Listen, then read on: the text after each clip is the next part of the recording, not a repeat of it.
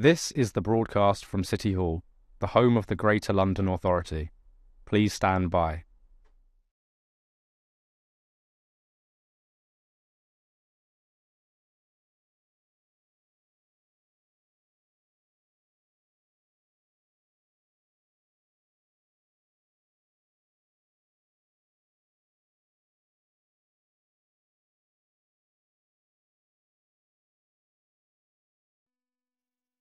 This is the broadcast from City Hall, the home of the Greater London Authority. Please stand by.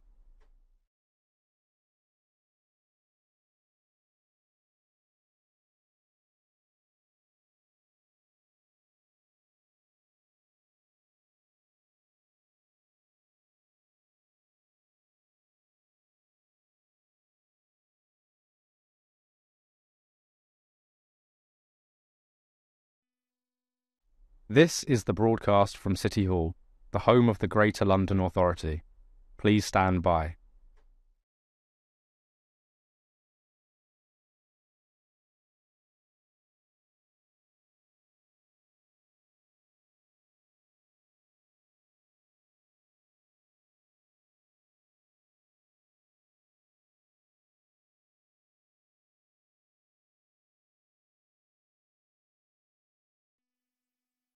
This is the broadcast from City Hall, the home of the Greater London Authority. Please stand by.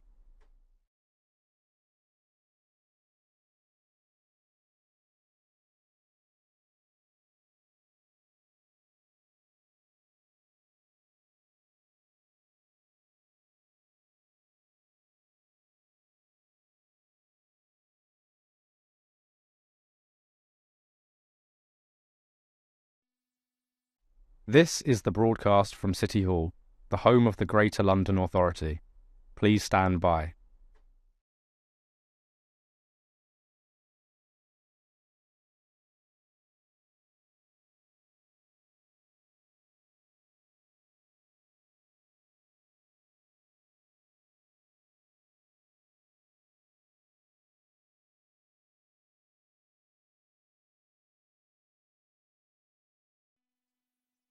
This is the broadcast from City Hall, the home of the Greater London Authority.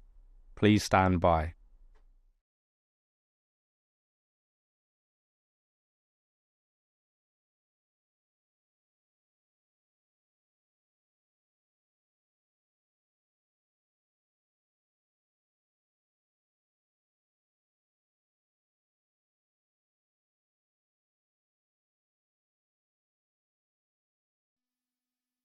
This is the broadcast from City Hall, the home of the Greater London Authority. Please stand by.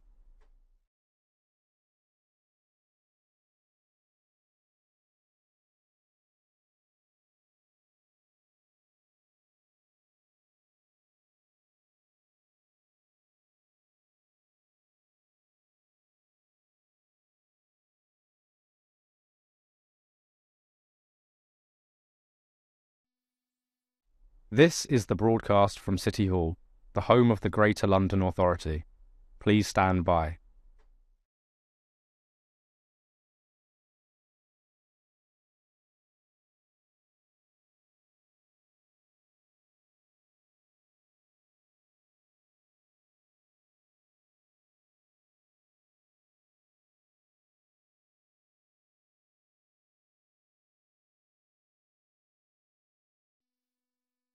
This is the broadcast from City Hall, the home of the Greater London Authority. Please stand by.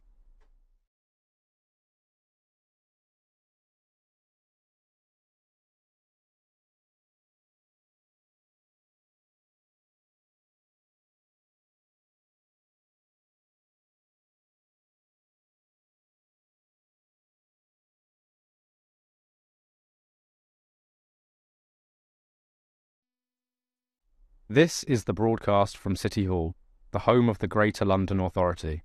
Please stand by.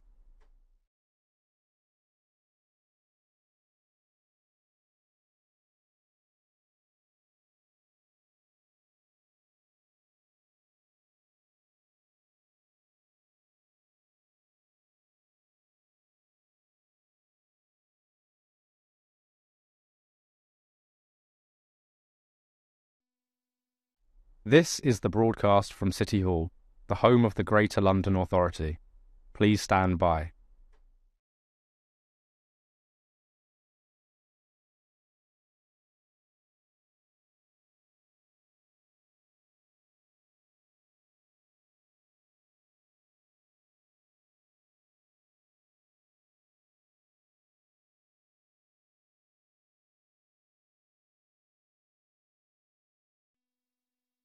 This is the broadcast from City Hall, the home of the Greater London Authority. Please stand by.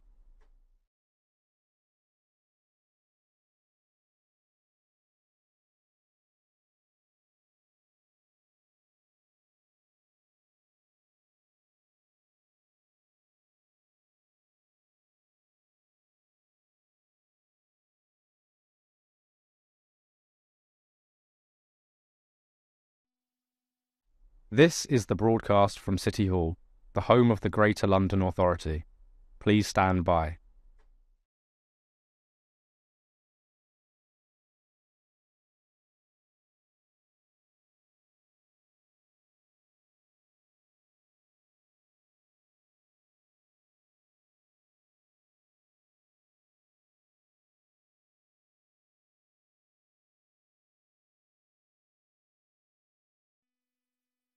This is the broadcast from City Hall, the home of the Greater London Authority.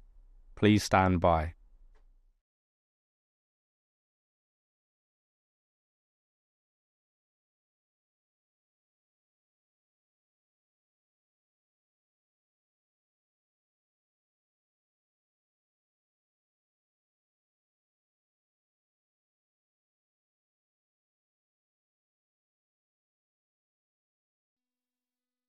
This is the broadcast from City Hall, the home of the Greater London Authority.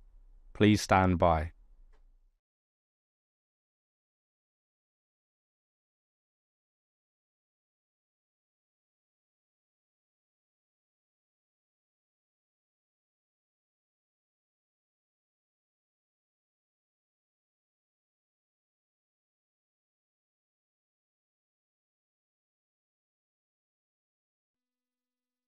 This is the broadcast from City Hall, the home of the Greater London Authority. Please stand by.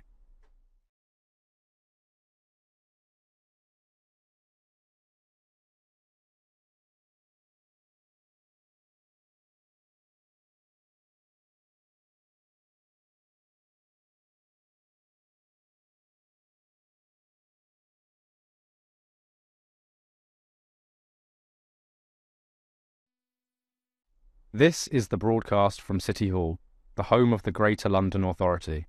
Please stand by.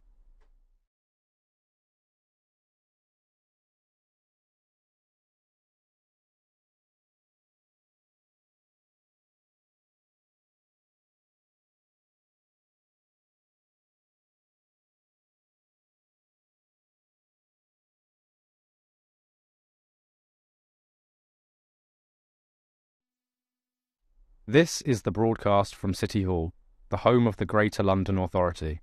Please stand by.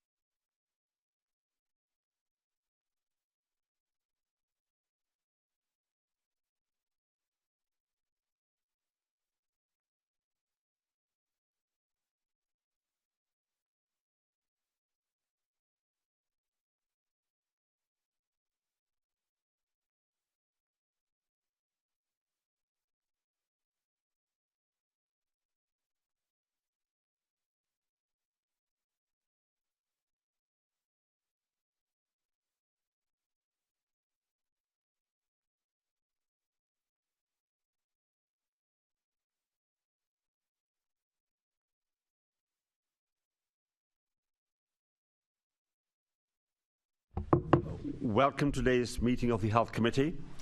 Members of the public may like to follow at London Assembly on Twitter and use the hashtag Assembly Health for this meeting. Please may I remind participants to silence your devices. The main item on the agenda today is the first part of our investigation into eating disorders in London. The committee would like to invite those who have experience or knowledge of eating disorders in London to provide written evidence to the committee. More information is available on our website. Before we start, we have a few short items of business first. Can I ask our clerk, Diane Richards, to confirm any apologies for today's meeting? Thank you, Chair. No apologies for absence have been received. Thank you. Can we note the list of offices held by Assembly members? Can I also ask members if they have any disclosable pecuniary interests in any specific items listed on today's agenda? Silence is taken as no. Can we confirm the minutes of the meeting held on the 25th of May 2023? Agreed. Thank you. Can we note the completed, closed and outstanding actions arising from our previous meetings? Agreed. Thank you. Can we note the action taken under delegate authority by me as chair, jointly with the chair of the Police and Crime Committee, and in consultation with party group lead members for both committees, to agree the letters to the Department of Health and Social Care, NHS England, on funding for the London Ambulance Service? Thank you. Can we note the responses from NHS England to the committee's letter regarding the London's Ambulance Service Strategy 23 to 28, and the Mayor of London the Mayor of London to the committee's letter regarding the GLA Group Public Health Unit? Noted. Thank you. Well, that brings us to today's main item today. I'd like to extend a warm welcome to our guests here in the chamber and joining us today to these disorders, namely Jez Bhogal, who's the Assistant Director of Health, Children and Young Lenders, Greater London Authority, Dr. Karina Allen, Consultant Clinical Psychologist, eating disorder. Ealing was a Freudian slip because it's a part of my local hospital. Eating outpatient service, South London and Maudsley NHS London Trust, and Andrew Radford, Chief Executive of BEAT. And joining us virtually is Hope Virgo, campaigner, and all those. Welcome to all the guests to the committee this morning. Before this discussion begin, can I please remind the guests that microphones should be only moved from the base, and to ask you to position your microphones close to you and adjust the gooseneck angle as necessary in order that you can be heard clearly in the chamber and on the webcast. Thank you. So I'll open up, and this question is in turn to all our guests. And the question is this: have eating disorders and disordered eating become more prevalent in recent years? And how does the prevalence of eating disorders in London compare to prevalence across other parts of the United Kingdom? So who's going to go for it first? Okay, Andrew. I will get used to that, probably by the end. So I can take a stab at that. Because the baseline data of what the number of the prevalence of eating disorders, say 10 years ago, is absent, it's hard to make any concrete determination about whether eating disorders have gone up. But if you speak to anybody involved in eating disorders, they will say they're seeing more and more people with eating disorders or potential eating disorders. So has it gone up? Certainly there's a great deal more awareness. There's a lot more people seeking help. There's a lot more sort of availability of treatment for them, and so therefore that creates a sense of more eating disorders. But there probably is more eating disorders as well. So if you look at what's happened to the country over the last 3 years, there have been lots of sort of traumatic experiences, which is a key to triggering an eating disorder, whether that's the pandemic or the cost of living crisis, or struggling to get treatment, which makes sort of low-level eating disorders become serious ones because you leave them longer. Then it's probable that eating disorders have been on the increase. Beats estimated that 1.5 million people across the UK are suffering with an eating disorder at any one time, and other data have suggested that about 6% of the population will suffer in their lifetime. That's about 3 times our number, but that's partly because we're very conservative with that number, and partly because people get better or go into sort of recovery before they relapse.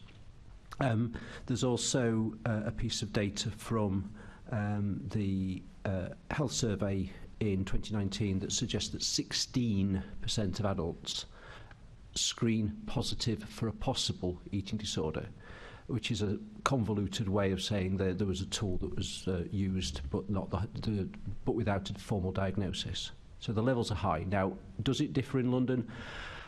I don't know. Karina might have a better idea because she works specifically in London. I don't see any reason why it would be different in London,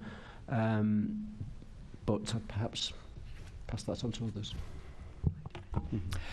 Yeah, I mean, I think to echo Andrew, it's really difficult to give a reliable estimate of possible changes in prevalence over the last few years.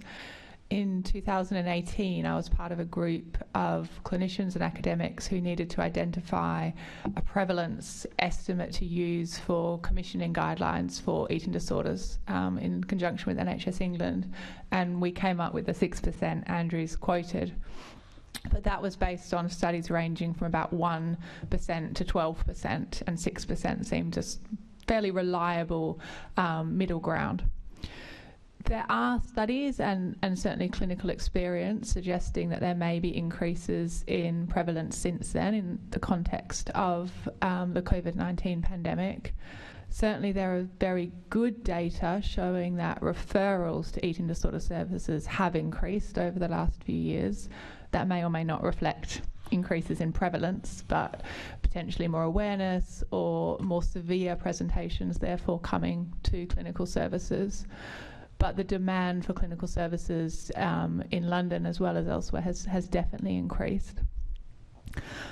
I don't think there's any firm evidence that prevalence is higher in London, but the nature of the London population obviously being large, being concentrated, being a relatively high proportion of young people who are the highest risk group for eating disorders, means that services in London, I think, face particular demands, particularly when there's this pattern of increasing referrals and increasing need for services compared to perhaps other areas of England where the population size is smaller to begin with and the highest risk group, sort of adolescents and young people, is less concentrated. So, Karina, if the incidence is the same in London as in the rest of the country, and the services are more stressed in London, does it mean that we aren't commissioning enough services for them? Is that the reason for it? I think the services in London that are in existence cover the London population, but staffing those services is extremely difficult. I think we know that there's a workforce crisis in the NHS generally.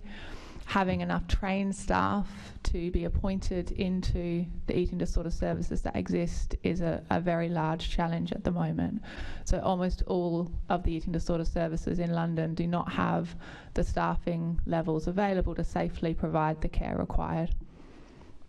I'm sure we'll explore these concepts a bit further, but let's just deal with the introductory question. Let me come over to Hope, right, and then I'll come back to Yasmin. Hope? Hi, Fab, thank you. And yeah, apologies that I'm not there in person, so I've got a 12-month-old baby. So yeah, if I'm also not 100% always able to answer the questions, it's because we're juggling Play-Doh whilst doing this. But I guess I just wanted to add that I do think that obviously I do believe there has been a rise in the number of people struggling with eating disorders. But I think a lot of the statistics don't show the full picture, actually. We know at the moment that people with eating disorders find it very difficult to get support. They're often being named as kind of untreatable or too sick or not sick enough. And all of the data that we're looking at completely ignores a lot of those individuals. And I think beyond that as well, what the statistics fail to show is the amount of carers who are also struggling alongside this. So the number of carers who, again, need to have that additional support, and we're not always looking at the whole family within this as well. But yeah, just wanted to kind of add that to the mix as well. Thank you. And Jazz, to you? Thank you. So through the conversations that, and obviously you'll be aware that the Mayor doesn't have a remit in the delivery of health and care services. However, what we have understood, and through discussion during the pandemic in particular, and the many conversations that we'd had with NHS colleagues and public health colleagues, was a recognition that mental health across the board had suffered for Londoners and for the country, obviously. But certainly this as an aspect of mental health was something that we had discussed in broad terms and considered as part of our response. And so we'd obviously put in place some interventions that looked at supporting young people in particular in making sure that the kind of primary and secondary prevention activity that we could be supporting was put in place. So there has been some consideration and recognition that we would expect to, we expected to see, and the data showed, and the work that we've talked to this Assembly about in the past that was done by Thrive London, had ascertained that there had been an increase in mental illness across the board. So we've assumed within that has included an increase in eating disorder. So I think that's kind of our position, I suppose, from that point of view. So we expected to see an increase. Thank you. We're now going to direct questions to specific members of the panel. But if anyone else wants to contribute to that main answer, then please feel free to do so. So my next question is to Dr. Karina Allo. What are the main common types of eating disorders, and how has the prevalence of the different eating disorders changed in the recent years? Are eating disorders equally prevalent across the different ethnic groups? And are the eating disorders more prevalent amongst men and boys? So the main eating disorder diagnostic categories currently recognised include anorexia nervosa, bulimia nervosa, binge eating disorder, and then quite a broad category known as other specified feeding or eating disorder, which includes a number of sub-examples like atypical anorexia or subthreshold bulimia, purging disorder, as well as sort of more mixed or unspecified symptoms. There's also avoidant restrictive food intake disorder, or ARFID, which has gained recognition in more recent years compared to some of the other presentations. Comparing prevalence rates for these different categories over time is massively complicated by changes in diagnostic criteria over time. So certainly for things like ARFID, binge eating disorder, and to a degree the other specified feeding or eating disorder category, it's hard to give reliable estimates because they haven't been studied in the same way over time. There's fairly good evidence that the prevalence for bulimia nervosa has increased from the 1980s up to the present time, whereas conversely, the prevalence for anorexia nervosa looked to be more stable over that time period, but with some evidence that children were developing onset earlier, so there were more cases of early onset. However, with the impacts of the pandemic, that has slightly changed in that the tendency for prevalence to be increasing that we've discussed seems to be applicable to cases of anorexia nervosa, perhaps more so than the other diagnostic categories, although it's a bit early to be confident of that trend. We are much better now at recognising that eating disorders can present differently in men compared to women and in different ethnic subgroups. I think there are far more men affected by eating disorders than are captured in official data and official statistics, and Andrew may wish to add to that. I think it would be very hard to reliably estimate changes in prevalence for men, given the inadequacies in the data. Similarly, we are much more aware now that certain ethnic subgroups are, again, very, very underrepresented, both in clinical services and in population level data. There is some evidence that ethnic minority groups may be overrepresented in binge eating disorder compared to sort of white British counterparts. But again, the data are so lacking in really having a very good understanding of these particular subgroups and how any changes in prevalence may have occurred over time. Thank you. Did you want to come in, Andrew? Yeah, thanks. The issue of men and eating disorders is complicated, as Karina said. We have at times estimated that around 1 in 10 people with anorexia are male, but with people with binge eating disorders is perhaps much more equal between male and female. Probably still with a slight increase in slightly more women than men. But we also know that men are much less likely to seek help, to be prepared to accept that what they're suffering from is an eating disorder. So again, the data is inadequate and foggy. I don't have anything to add on the ethnicity question, but there is the study I mentioned earlier about the 2019 survey of eating disorder prevalence looked at social class, or more to the point, household income. And there's been a perception in eating disorders for quite a long time that it's a sort of middle-class illness, which has always been wrong. But at Beat, we'd always assumed that it was just equally prevalent across the social classes, and this sort of really shocked us because it showed that, if you remember, I said that 16% of the population screened positive for a possible eating disorder. Well, in the highest fifth, the highest quintile of household income, that rate is 13%. In the lowest fifth, it's 20%, and it's a progression. So it's increasingly prevalent among lower income households, and that gradient is steeper than the one that the same reports found for heart disease. So, and that just really surprised everybody who I've ever spoken to about it.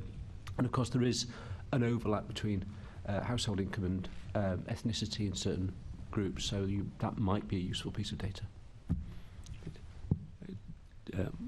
Yes.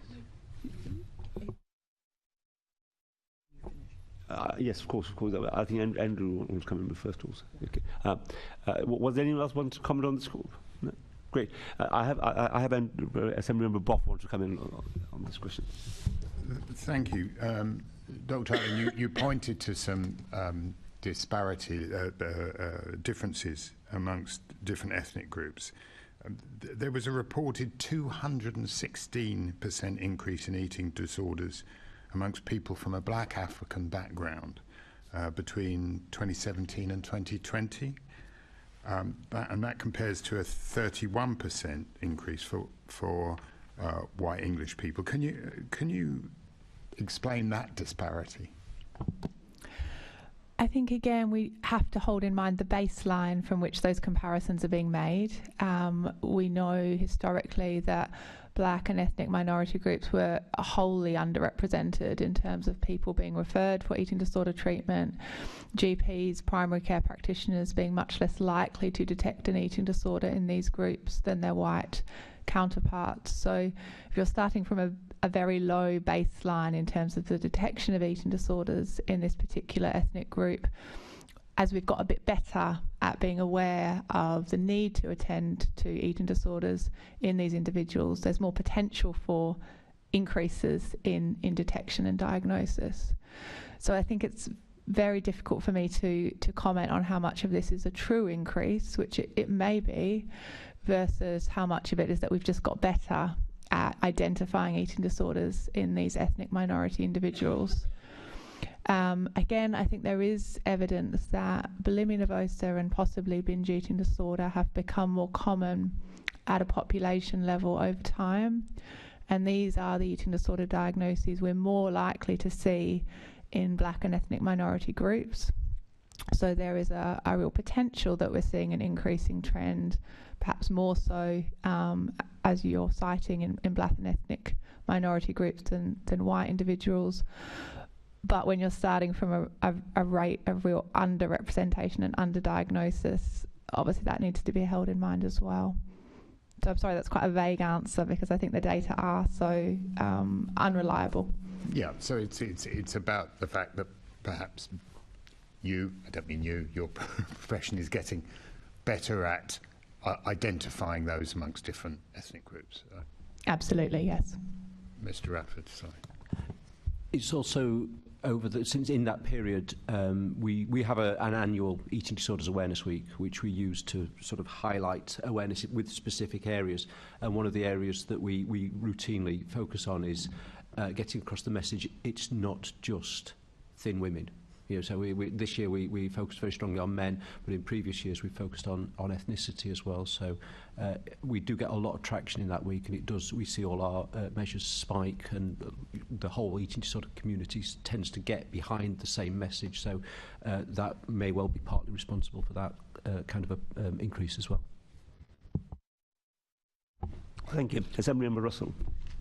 Thank you. I just wanted to pick up on what Andrew Radford was saying about eating disorders becoming increasingly prevalent in low-income households, and I just wondered whether there's any kind of information about what that might be attributable to. So let me just clarify, it wasn't an increasing prevalence in low-income households. It was that the low-income households were significantly more likely to have people screening positive for an eating disorder. Yes, sorry, that's what I meant. Income. Yeah. So it's not like we've got change over time, but there is that dose-response sort of approach to sort of increasing poverty, increasing your likelihood of screening positive. If we sort of wind back to the sort of orthodoxy around what causes an eating disorder, it's generally considered to be genetic predisposition, and then a traumatic trigger, an environmental trigger, some kind of traumatic experience, which doesn't have to be a sort of a exceptionally traumatic experience. It could be something. It could be puberty for some people. So, but it's something that causes that individual trauma, and then it triggers the eating disorder. There's got to be more to it than just those two things. But poverty is more likely to give you more traumatic experiences. You're struggling with all sorts of things when you're poor that you're less likely to struggle with if you are wealthy. So you could imagine poor housing being something that just is the last thing that pushes you over the edge, and eating disorders are commonly a control mechanism. It's not really control, but it's a response to being out of control, and therefore you can imagine how that could all add up. Yep. Thank you very much. That's really helpful. Thank you. I'm now going to hand over to Assemblymember Bestright. Thank you, Chair. Morning, everyone. So this is to everyone, so just indicate if you'd like to come in. What factors are contributing to the rise in eating disorders in London, and has our understanding of the causes of eating disorders changed in recent years? I know we touched on this a bit in the first half, but if there's anything you want to add to that. I mean, that's a large question, and I don't think we can offer a perfect answer, or I can't offer a perfect answer. I think building on what Andrew just summarised, there is a sizable genetic component to risk for developing an eating disorder. In the region of 50% of risk is estimated at being genetic in nature, and that, of course, hasn't changed in recent years.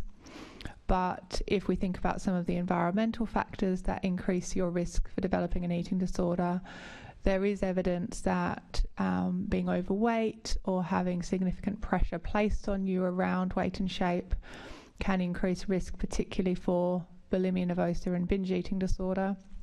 And of course, we know that at a population level, including in London, there is increasing rates over time around overweight and obesity. Additionally, though, in thinking particularly about recent years, stress and instances experienced as traumatic are commonly the facts that trigger an eating disorder if you are vulnerable. And the COVID-19 pandemic was clearly an enormous example of this. And I think in those young people who had the vulnerability genetically and potentially at an environmental level as well, the impact to the security of the school environment, the general impact on all of us of the uncertainty around the pandemic, I think was likely to be a key trigger that's driven the likely increase in cases in recent years. And again, thinking about the population makeup of London and sort of the size of the population, the tendency towards more young people, so many universities based in the capital, it was an age group who were particularly vulnerable in terms of the developmental phase they were in to an eating disorder being a response to this specific trauma around the pandemic. Thanks. Karina, if I could just add to that, and I can see Hope wants to come in as well, but you touched on this before, but what level of the growth do you think is, a genuine increase, and versus what is attributable to just more awareness and more people coming forward, more early diagnosis, as you said? So when we're weighting that, how do you weight that? I can't give you a scientific answer to that. I don't think we have the data. I would say there's probably a maybe 50-50 split in how it feels, holding in mind my knowledge of the data and how it feels as a clinician. I think there is definitely the increased demand for services, and there are studies showing in sort of adolescence, early adult years, tendency towards increasing prevalence. But that's in the context of a huge amount of work raising awareness and early detection as well. So that's not a scientific answer. It's a best guess that maybe it's about half and half. Yeah, I should make that. I didn't expect the scientific one. I know that's a difficult one, but just kind of a ballpark of what you're thinking. I can see Hope wants to come in, but Andrew, did you just want to add something to what Karina said quickly? I'm guessing at some point somebody will ask about social media. You're almost a mind reader. In which I will leave it to your question on social media, and I'll hand over to Hope. I was actually going to mention social media, but I might just go ahead and do it now anyway, just while I've got a quiet baby. But yeah, I guess my point was going to be, and I think it's really important not to blame social media for kind of the impact on eating disorders, because we know they're much more complicated than that. But what we have seen a huge rise in is wellness influencers, who I'm sure you all know kind of share their diet advice, their fitness advice, and a lot of the advice they're giving online is really unscientific and quite dangerous as well. And I know from a lot of the work that I do in schools in London, but also all over the world, there are a lot of young people who are getting all of this advice off social media, and that can then trigger them to feel really body conscious. It can trigger them to develop an eating disorder in some situations, but it's also leaving people feeling this huge pressure to look a certain way and to be a certain type of person. And I think on top of that, through, again, a lot of the campaigning work I do, we see a lot of people with eating disorders such as anorexia who end up getting stuck at a kind of specific BMI, tends to be quite a low BMI, because again, they have this huge lack of understanding of what health actually is, and their understanding of health, again, is something that they've seen on social media. So I do think there is, whilst again, we can't blame social media, there is a lot that needs to be done in that space to actually tackle the misinformation that we're seeing online and the misinformation that's consequently fueling and keeping people in a space where they are unwell. Thanks. And we are going to come on to social media, but Hope, just whilst I've got you on schools, I wonder if that's a good opportunity that I can ask. Well, obviously, we know we do a lot of work on healthy eating in schools. Do we do enough on healthy relationships with food in schools? No, we definitely don't. And I think it's interesting, actually, when the schools that I go into, and I'm sure some of you will relate to this as well, maybe from growing up too, is dining rooms can be a really toxic place. And we know that for people with eating disorders going back into school, dining rooms, again, are not a safe space for a lot of them, particularly if they've got autism alongside having anorexia or something like that. But beyond that, schools aren't monitoring food in a safe way. And again, when I go into schools, most of the meals that kids are being given are really, really beige. And sometimes there's calories listed all over the menus as well. And it's creating an environment where actually eating disorders are being completely normalized. And that whole culture around eating disorders is becoming something that we're just accepting across the board in schools. And I think going beyond that with schools too, quite often we see really unhelpful messaging around schools telling you that if you take the lift, if you take the stairs, you're going to burn X amount of calories. And again, it's fueling that really unhealthy relationship with food, creating food as something that's good and bad, creating food as something that we have to earn as well. I actually produced a school nurse toolkit back in October, which we launched in Parliament as part of the work I'm doing with the government. And with that, after that was produced, I think over probably about, 5,000-6,000 kind of schools started to access it and gather it as a way to use it. And what they saw after doing that was a lot more young people were coming forward, sharing their concerns around the meals that they're giving at school, sharing their concerns around the general health messaging.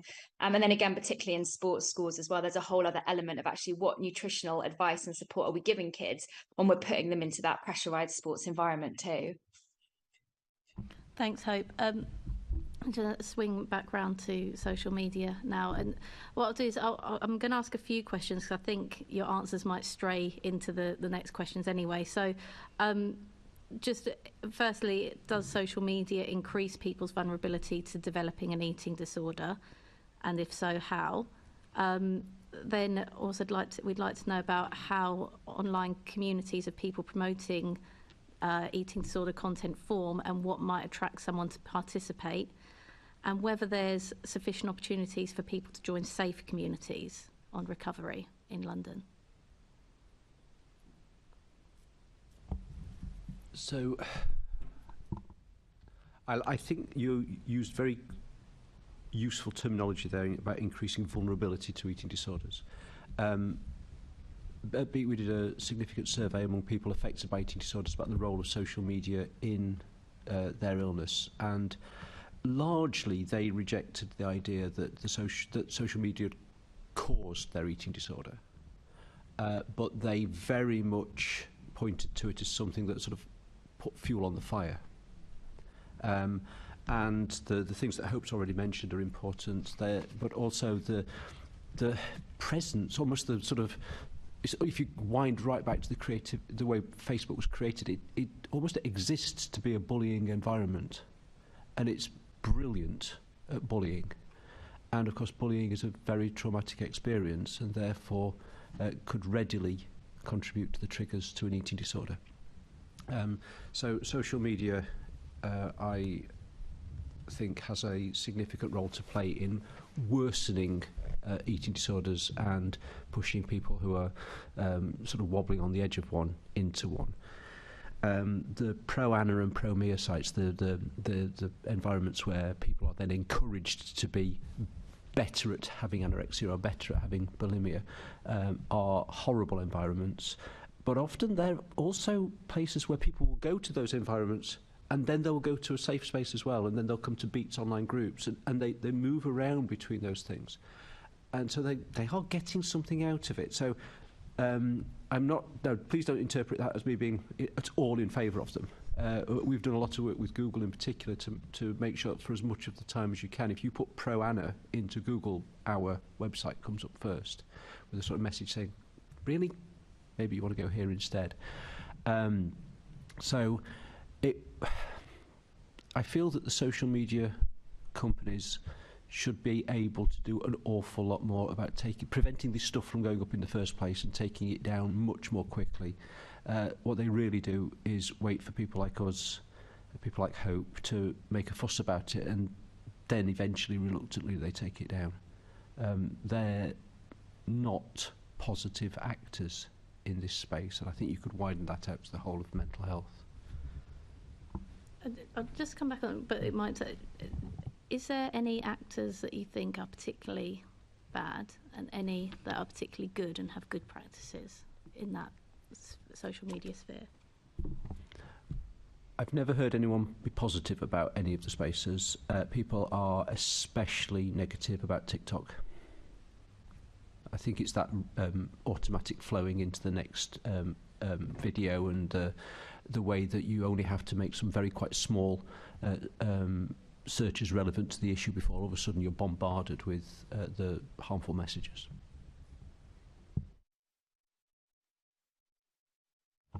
I agree with everything Andrew has said. I think it, in my mind, would be more accurate to phrase social media as a maintaining factor for eating disorders than something that causes eating disorders. I think just picking up on your question about are there enough safe communities, I think that's an enormous gap. I think Beat are the only option, and they do an incredible job at providing their online communities, the telephone support line. I suppose working in a clinical service, we hear consistently and we see this real gap when people maybe no longer need to be under an NHS eating disorder service. there is very little alternate to them in terms of accessing support, sort of recovery groups, recovery spaces, drop down from NHS care. There's an enormous gap between being under a specialist eating disorder service and using the resources that BEAT maintain.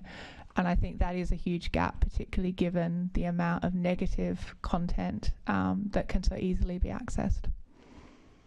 Thanks. Hope, did you want to come in? Yeah, I guess just two things. So firstly, agree with Andrew on the TikTok probably being the worst culprit in all of this. And I think to add to what he said, yes, the free-flowing videos are appalling. But also, if you type in what you're looking for, it's very difficult to change that. So people quite often will type in maybe, I don't know, years ago, weight loss, and then they can't change that as something that will come up as a recommended search for them. So it can be quite dangerous in that sense. And then I think the other thing is I don't think that social media companies are doing enough, but I have been working with Instagram over the last 2 years. And I think one of the main issues is that they don't have the knowledge or the expertise to know what to take down when it comes to eating disorder content. And I'm probably not the only person to out of the panel to kind of think that actually for people with eating disorders, and I'm talking about someone in recovery from one as well, pretty much every single thing in life can be a trigger. And as individuals, we have to get to a space where we can own those triggers and work out what's going on and do that ourselves. But we also, again, need to create a safe space. So I think for social media companies to know what to take down, they need to have some sort of education around why something's a trigger and what can be done about it. And I don't think it's enough to simply put a blur out on a photo saying this photo is sensitive, because I guarantee if someone has an eating disorder or is in recovery, if there's a photo that's sensitive, they will look at that photo, because the nature of the illness is it's an extremely competitive illness, and you're often comparing and contrasting and judging everybody else. And again, that creates quite a toxic space online. I also do agree that there is very little support out there online. I know that we've already talked about BEAT support, which is, I think, again, the only kind of online support available. And I think there is more that needs to be done. But again, because it needs to be monitored in such a way that it's safe and that it's not seen as a competition for other people, I think that probably shies people away from actually doing it. Over the last couple of months, I have seen a lot more people trying to build apps, again, those support apps in this space. But again, always what comes up time and time again is how are we making this a safe space for people with eating disorders to go to and get that additional support when they need it as well. So I think whilst we do need more of it, it needs to be done in such a way that it's completely safe and isn't triggering for individuals. Thanks. And just to come back to that point I think was made earlier about recognising that the effect on men that's been kind of underreported before, and that intense kind of gym content, and there was one case where a boy's social media feed became dominated by it, and that was reported to Ofcom. Are social media companies taking enough notice of that sort of content, as well as what we may typically associate with concerning content for maintaining or fueling eating disorders? I may bow to Hope on this front if she's got anything. I would expect not. I would expect that, like most of the population, they would be focusing more on images related to and stories related to anorexia rather than what would effectively be something that looks more like bulimia. And they would be looking more at women than men. Hope's right; they don't know very much about it, but they've got a lot of resources. They could certainly learn. Thanks, Hope. Did you want to come in on that at all? Yeah, I guess just to emphasise, kind of, I touched on it a bit with the wellness influencers, but I think a lot of that gym content is actually pro-ana content, and people aren't aware of it. And I know that's probably a massive sweeping claim and a strong claim to make, but it is pro-ana. The amount of times I think I've said that to people like Instagram, being like, actually, this is pro-ana content, but it's in the guise of wellness and health, which isn't the right way of doing it. And I think, again, to echo what Angie's kind of mentioned about men with eating disorders as well, I think that because we often don't think of people who go to the gym maybe who have an eating disorder, again, it's easy to kind of ignore this and pretend that it's okay when it's really not. Yeah, thanks. I think, anecdotally, I've seen a lot of people that have struggled with eating disorders shift that focus onto a obsession with the gym, and it can be just as detrimental to health. So it really is about learning where all these sources and content could harm people. I want to shift onto the online safety bill. I know Andrew Beat has raised some concerns. Do you want to talk us through what you think are perhaps some of the positives of the online safety bill, or perhaps some of the gaps? I must confess to not being 100% up to speed on the latest changes in relation to that. The last I encountered it was the point where it was only going to relate to content directed at children, and there was going to be sort of safeguards put in place to make sure that children couldn't see adult content, and therefore the harmful content aimed at children would be addressed, but the harmful content aimed at adults would not be. And that caused me a huge amount of concern, because nothing happens to you on your 18th birthday that makes you suddenly immune to those harmful messages. Was the science, I think, shows that people's brains don't really sort of stop maturing until they're in their mid-20s. But of course, the internet is totally rubbish at preventing children from seeing adult content.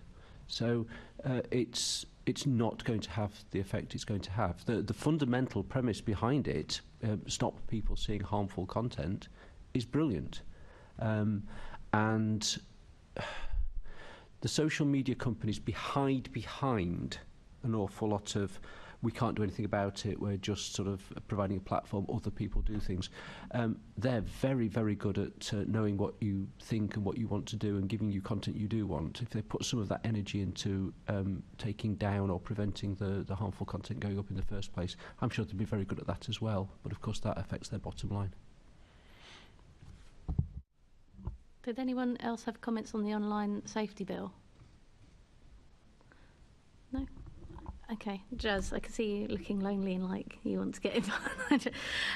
So I turn to you. How is the Mayor monitoring his direction to TfL to not allow adverts on the network which could reasonably be seen as likely to cause pressure to conform to an unrealistic or unhealthy body shape? Yeah, so thank you. So just as a quick summary, in 2016 the Mayor implemented an approach to, it kind of created an advertising steering group and banned the advertising of unhealthy images, and I think body images rather, sorry. And so since then he set up this advertising steering group. It meets twice a year. And it's due to meet very soon. And over those years, since 2016, it's overall it's rejected 11 requests for advertising on the grounds of unhealthy body image, and that group takes an assessment based on a criteria that was set out back then, and I think is kind of we're keen to make sure that that's kind of kept up to date and updated as it needs to. The wider conversations in terms of the monitoring of that work, there's kind of, it's all part and parcel of a wider approach, as you'll know, to the advertising ban for unhealthy food, and so I think there's a kind of a broad approach here to looking at how the Mayor in his remit, in his role, is able to kind of make sure that we're minimising the visual images of and promoting unhealthy body image.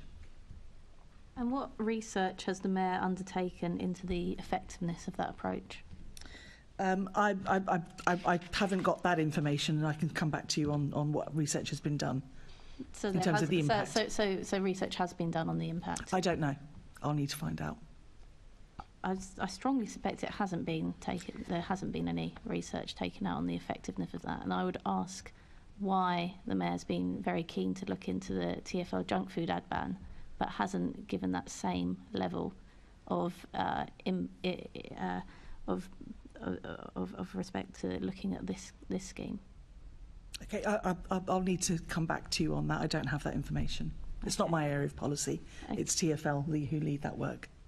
Okay, and there's been, you said there was 11 requests, because I was looking back at the 2019 FOI, and that was 6 companies that had been rejected. So the 11 requests, are they 11 companies, or are they those 6 companies with different requests? I don't have that breakdown here, but I can get that breakdown for you and return with that information. Do you have any information on the industry, the type of ad that it was? No. Not on me now. I'm not the policy lead for this area. This is an area that TfL lead, and I can consult with them and make sure that we've got some responses to these specific questions. Okay, if you could let the committee know, that would be helpful. Yep. I think I do have more questions for you, Jazz, possibly, but I don't want to stray into Assemblymember Russell's territory by accident, so I'll leave it there for now. Thank you. I'll hand over to Assemblymember Russell then. Thank you, Chair, and good morning, everyone, and good morning, Hope, online as well. So, yes, back in 2017, which was a year after the Mayor brought in his policy around advertising images to combat body shaming, I actually raised an issue about a Protein World advert that was on TfL with Can You Keep Up with a Kardashian, and a kind of completely unrealistic image of a woman in a swimming costume, and that was responded to well, and you know, the Mayor did react to that one and made sure that it did not stay up. And at the time, it said the new TfL guidelines state adverts which are likely to cause pressure to conform to unrealistic or unhealthy body shapes should not be permitted. So I just wonder, sort of, Jazz, and it may be that you don't have the detail on this, so you're not able to give more on it, but does the Mayor have, you've mentioned this steering group that meets twice a year. Are the sort of minutes or sort of available from that group? And I'm sorry, I don't have that to hand, but if those minutes are available, that would be really useful to know. And does the Mayor have any specific concerns or sort of plans for any further policy initiatives to address the rise in eating disorders in London? So in terms of the advertising steering group, yeah, those notes. So the steering group meets in private. Its minutes and its meeting notes and materials, they're published online. We can make sure that we find and send you the link to those materials. I'm happy to do that.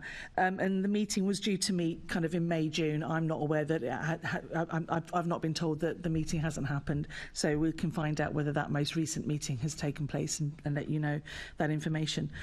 At a broader level, in terms of the wider work that we've done around eating disorders, in particular to try and raise awareness and to make sure that there are some things in place that support communities, there are a number of things. So the Mayor has, you may know that the Mayor, during the pandemic, contributed £70,000 additional funding to the Good Thinking app, which is an app that provides access to mental health support. It was primarily to adults, kind of targeted at adult mental illness.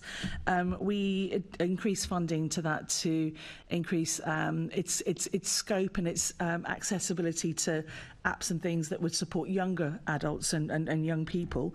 And that included some specific access, and we'd worked with Beat to put some online materials that would support both young people and also their families, and in particular families, because in that environment it's often family members who would be spotting some of these things, and some advice and support to those families that would support them.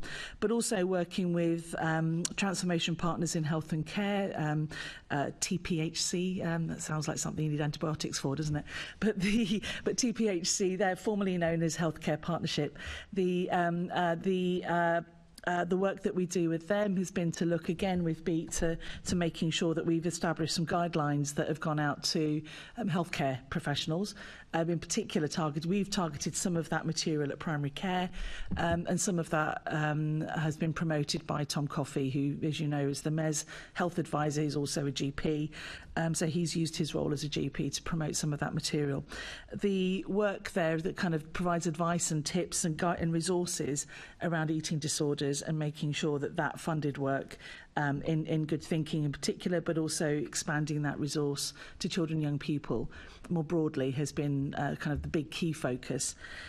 Other areas of work as part of the work that we're doing as part of our Healthy Place, Healthy Weight mission, that has been, and you'll know that the Mayor previously sponsored the Childhood Obesity Task Force.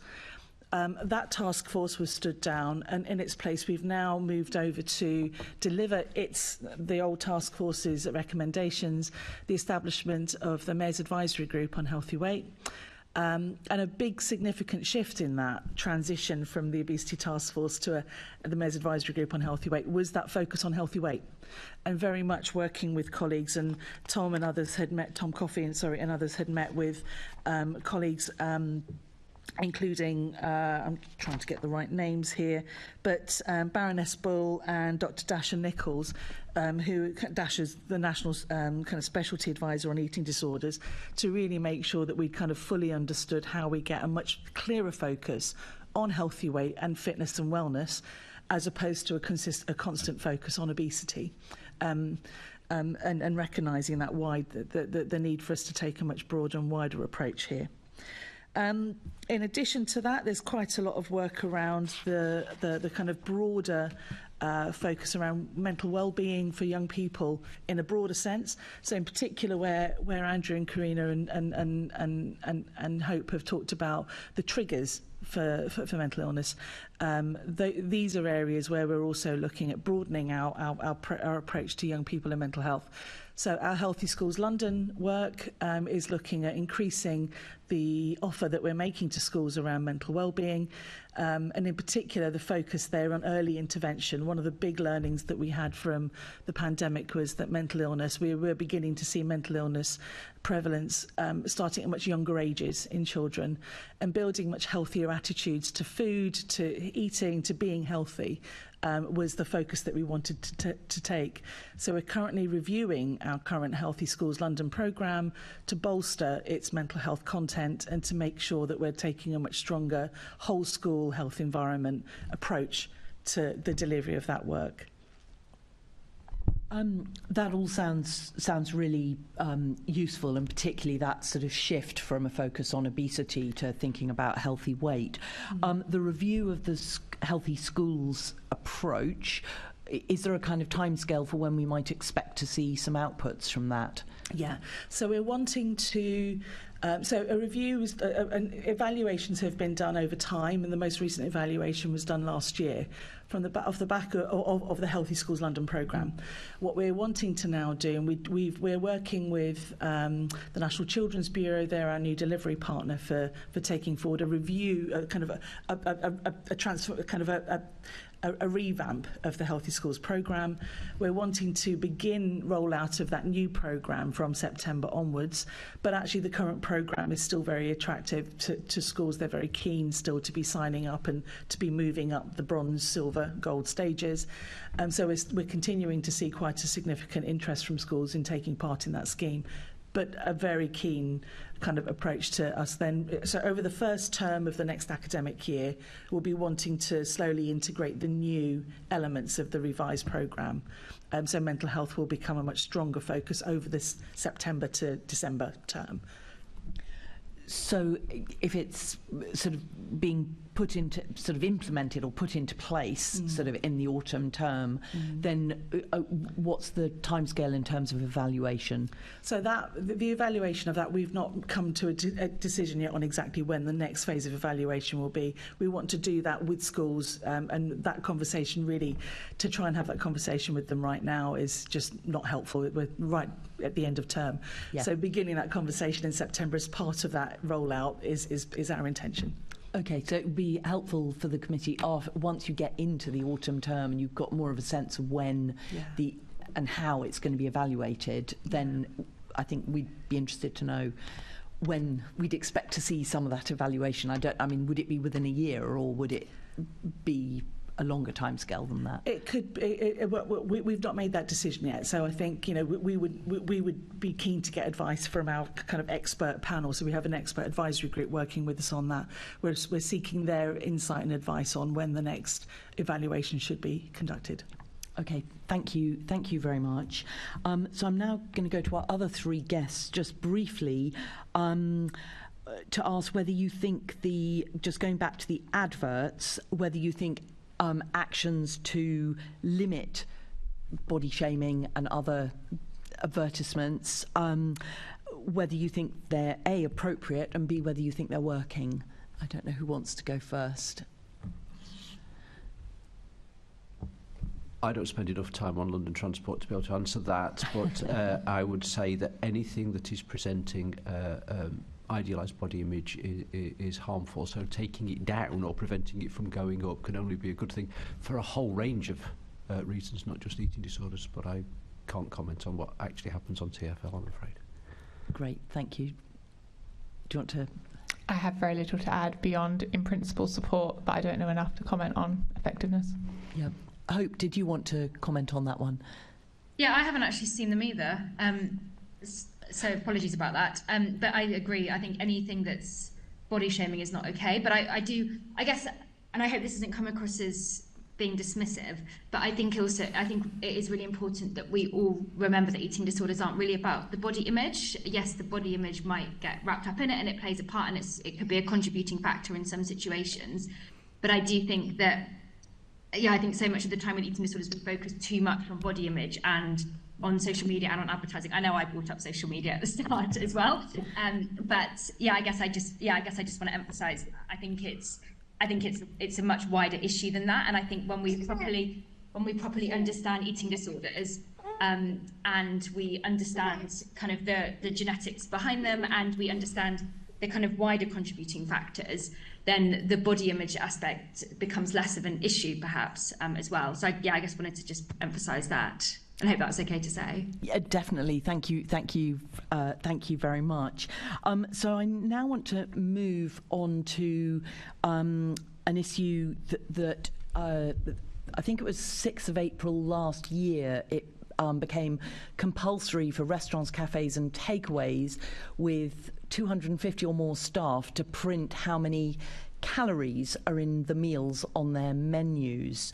And I think there was a YouGov survey that said that young women think that having calories on menus will negatively impact the number of people with eating disorders, and I think they found that half of young women aged between 18 and 29 didn't support the inclusion of calories on menus. So my question here is for Hope and also for Dr. Allen.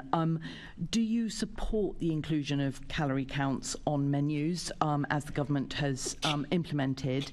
And if so, why? And second question that relates to that, are there any other aspects of those kind of anti-obesity measures that pose a risk to people with eating disorders? And if so, what are they? So I don't know if Hope or... Yeah, no, happy to start. Sorry, just he's feeding at the moment, so it's easier. I'm categorically against it. I think it was an absolutely appalling plan to bring it into action, and we know from looking at the research in the States that the reason they brought it in, as you said, was to tackle obesity, but it's not going to do that. And we know that the people who are most affected by the calorie labelling are people who have eating disorders, and also the more vulnerable population as well, both adults and children within that. I know from, again, the campaigning work that I've done that a lot of people have been in touch with me, and it's something that we have tried to push back on multiple times at government level as well, but haven't actually been successful in doing it. But I have noticed that in Scotland and in Wales, they've put a hold on labelling calories on menus at the moment. And I guess there's something, wondering whether there's something actually in London where we can do that, to actually put a hold on it until we've looked more at the research and more at what would be helpful as well. The other thing I think about calories, and this goes with some of the work I'm doing at the moment with Dr. Agnes Ayton, who I'm sure a lot of you will have worked with or come across, but actually looking at whether we can educate people on how inaccurate calorie labelling is. We know that there's a 20% leeway when we see a number written on a menu or on food packaging as well. And we also know that calories don't tell anyone the health that's in the food. So whether there is a wider piece of educational work, and perhaps again that's something that can be incorporated into the Healthy Schools work that is going on at the moment in London, to actually educate people on how inaccurate these are as a measure as well. I think there needs to be a wider piece of policy work done to nuance the messaging around eating disorders and obesity, to bringing that together to make sure that we're not triggering either kind of end of the population, but making sure that we're doing it in a way that really works for everyone. And again, moving away from that kind of one-size-fits-all model to tackle obesity and looking at actually what can be done to make sure that we've got a healthy nation too. And I think the other thing, just to add on obesity, and I'm sure I don't have the exact stat for this, but I can definitely get it after the meeting. But we also do know that a high percentage of people who have obesity do also have an eating disorder. So it might also be worth kind of, I guess, remembering that when we are having this conversation too. But someone else might have the accurate statistic on that. Mm-hmm. Thank you. Dr. Allen. I agree with everything that Hope has said. It's not an initiative I support. I think there is very little evidence that calorie labelling is helpful for weight management.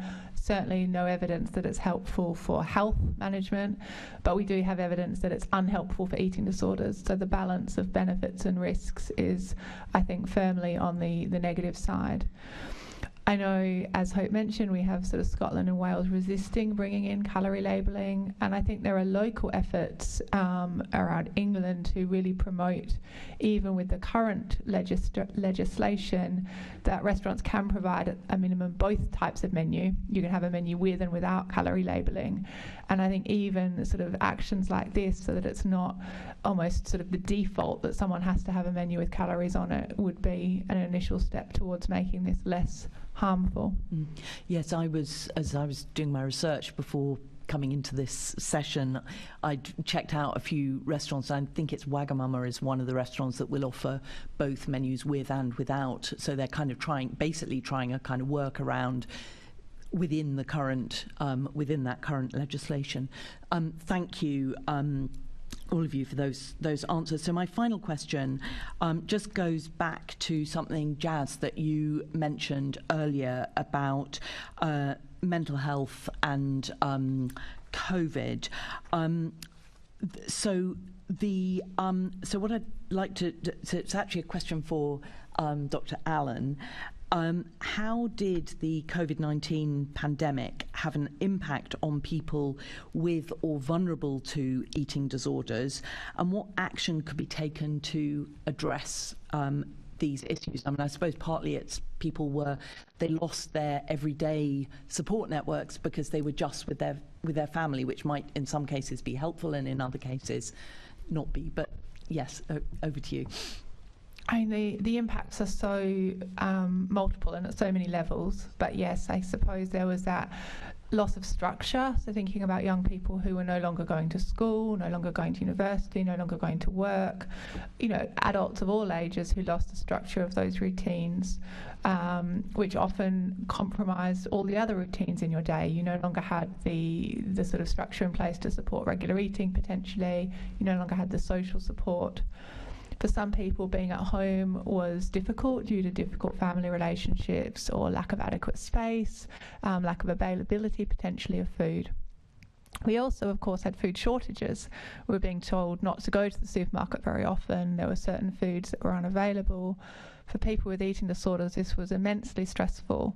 Often people end up with quite a rigid way of eating or a narrow range of foods, which is tied to the eating disorder, but can also be tied to recovery, in that people might feel able to eat enough or eat adequately, but within the kind of remit of a particular range of foods that they will have. And that was threatened, and sometimes not possible then to eat in the way that they were used to. There was then the difficulties accessing support. We were all being told to protect the NHS, and so there was a real drop in referrals or people seeking help for an eating disorder initially, with then a real avalanche later on as services began to open up again, which we have still not caught up on. And so I think there was a real sense of isolation and loneliness, both for people who already had an eating disorder and then people who were vulnerable and developing symptoms, in a way that compounded the distress and the eating disorder behaviours themselves.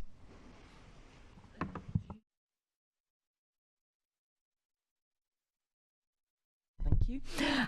Do you think that service delivery is learning from what happened during the pandemic? Do you think there are sort of specific lessons that can be picked up that might help going forwards?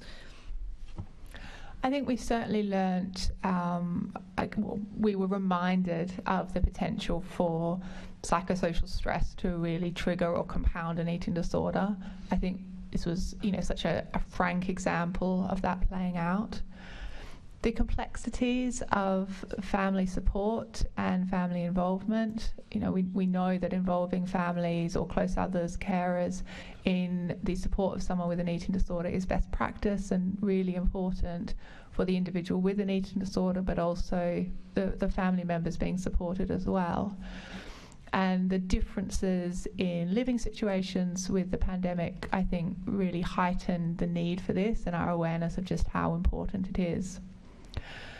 I suppose, as I say, the referral patterns are something that we are still recovering from. There was this drop in help seeking and then a really important upkick in help seeking, but being able to respond to that has been difficult, and I think BEAT are also grappling with the increased demand for their services as we come out of these last few years. Yeah. Andrew, I know you wanted to come in on the last question we were talking about, but did you have anything you wanted to comment on this question? Just the increased demand that Karina mentioned is just absolutely to reinforce that. At the height of COVID, we were helping about 4 times as many people in any given month than we were pre-COVID. That's dipped now as people are going back to work and school. Over 3 times as many people as it was before. We're probably meeting about half the demand that we're actually getting. The calls don't get through, probably equivalent to the calls that do, for example. Thank you. Jazz, did I see you looking like you wanted to come in? No, I just didn't want to leave you out. Andrew, did you want to come back on the issue of the calorie counts? It was simply that I noticed that Hope mentioned that she'd seen calories on menus in schools. And there's a specific point in the legislation as it is, that it was not schools. I guess you may have some influence there in the schools in London, so that perhaps something that you could do something very positive about. The wider point I'd make is it also requires those restaurants to say that adults need 2,000 calories a day, which is absolute nonsense. That's the average woman needs 2,000 calories a day. So do the maths on that. It probably means that 75% of the population need more. And calories are not a very good indicator of satiety, which is what actually stops you from eating. So it's a horrific piece of work when the very place it really doesn't belong is in schools. Thank you. That's very, very clear, and also something that we may be able to speak up about to make sure that calories are not being counted in schools. Thank you, all of you. Back to you, Chair. Thank you. I think Assembly Member Best had some questions. Thank you. I'll stick on the calories for a minute. And eating out can be a very scary thing for people suffering with eating disorders, and trying to maintain that level of control. And there is an argument that actually seeing the calories can help some people suffering with eating disorders feel like they're able to go out because they can feel like they have some awareness of what they're eating. I think we've set firmly the ground that we don't think that's the best way to do that, but what is the best way to do it? Because for some it has given a sense of control over, I can go and look at a menu and know what I'm ordering. I mean, I think people with eating disorders, when I looked at the menus even before calories were introduced, they're very capable at adding calories up and estimating them. But also most, certainly large-scale restaurants and chains had nutritional information available before to seek out. And I think that's really different to having it printed on the menus as standard.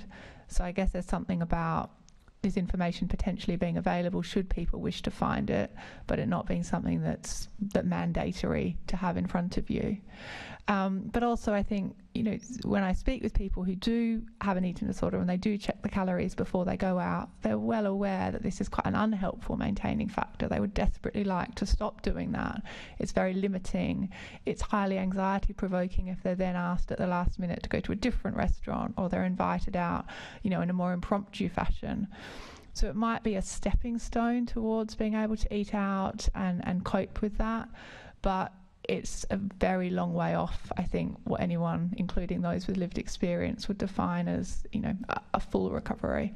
Hope may wish to add to that, though, as someone who does a lot of campaigning in this area. Yeah, I'll come to Hope in a sec, but just as I think we were saying, we accept that argument, but I'm just, so what other measure could be used in a way to, is there something that would be more helpful, or is it just that there should be nothing?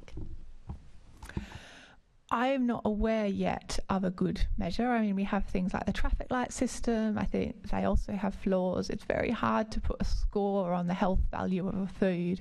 You know, people can give lots of lovely examples where nuts are sort of red for fat levels, but we know nuts are a healthy food if you define it holistically, and avocado would be another example. So I don't know how you put a metric on food to score it in a way that is useful and helpful. I think, you know, education around healthy eating and the fact that it's not reduced to a single number is important, and that's something that, again, can be done through schools. I think it's a whole societal change in how food is thought about, and things like Jazz's comments about moving away from obesity to health is part of that. But I don't have a good answer for you. I'm sorry, I'm not aware of a better system. Thanks. And is this a wider argument beyond menus, because obviously you go into a supermarket and every single food is labelled, so is this a wider conversation? I think it can be a wider conversation, yes, definitely. Hope, did you want to come in on any of that? Yeah, no, I guess just to emphasise that as someone in recovery from an eating disorder, it's not helpful having the calories on menus. I was that person and who wanted to know every single thing I was eating, but it keeps someone stuck in a space where they're not going to get well. And I think we need to be encouraging people to fully recover, and we need to encourage people not to lose hope that you can make a full recovery and you don't need to focus on the numbers as well. I also think for me, when the calories came out on the menus, whilst I was in a really good space in my recovery, I did find it really triggering and really difficult to go out for dinner. And it meant that a lot of the conversations that were happening around with your friends and around the restaurants, there was always conversations around the lowest calorie option, what they were going to have, people saying things like, oh, I can have this, it's got 1,000 calories, but I went to the gym today, or something like that, which again is not helpful if you've had an eating disorder or you're in recovery, or if you're kind of in the grips of it as well.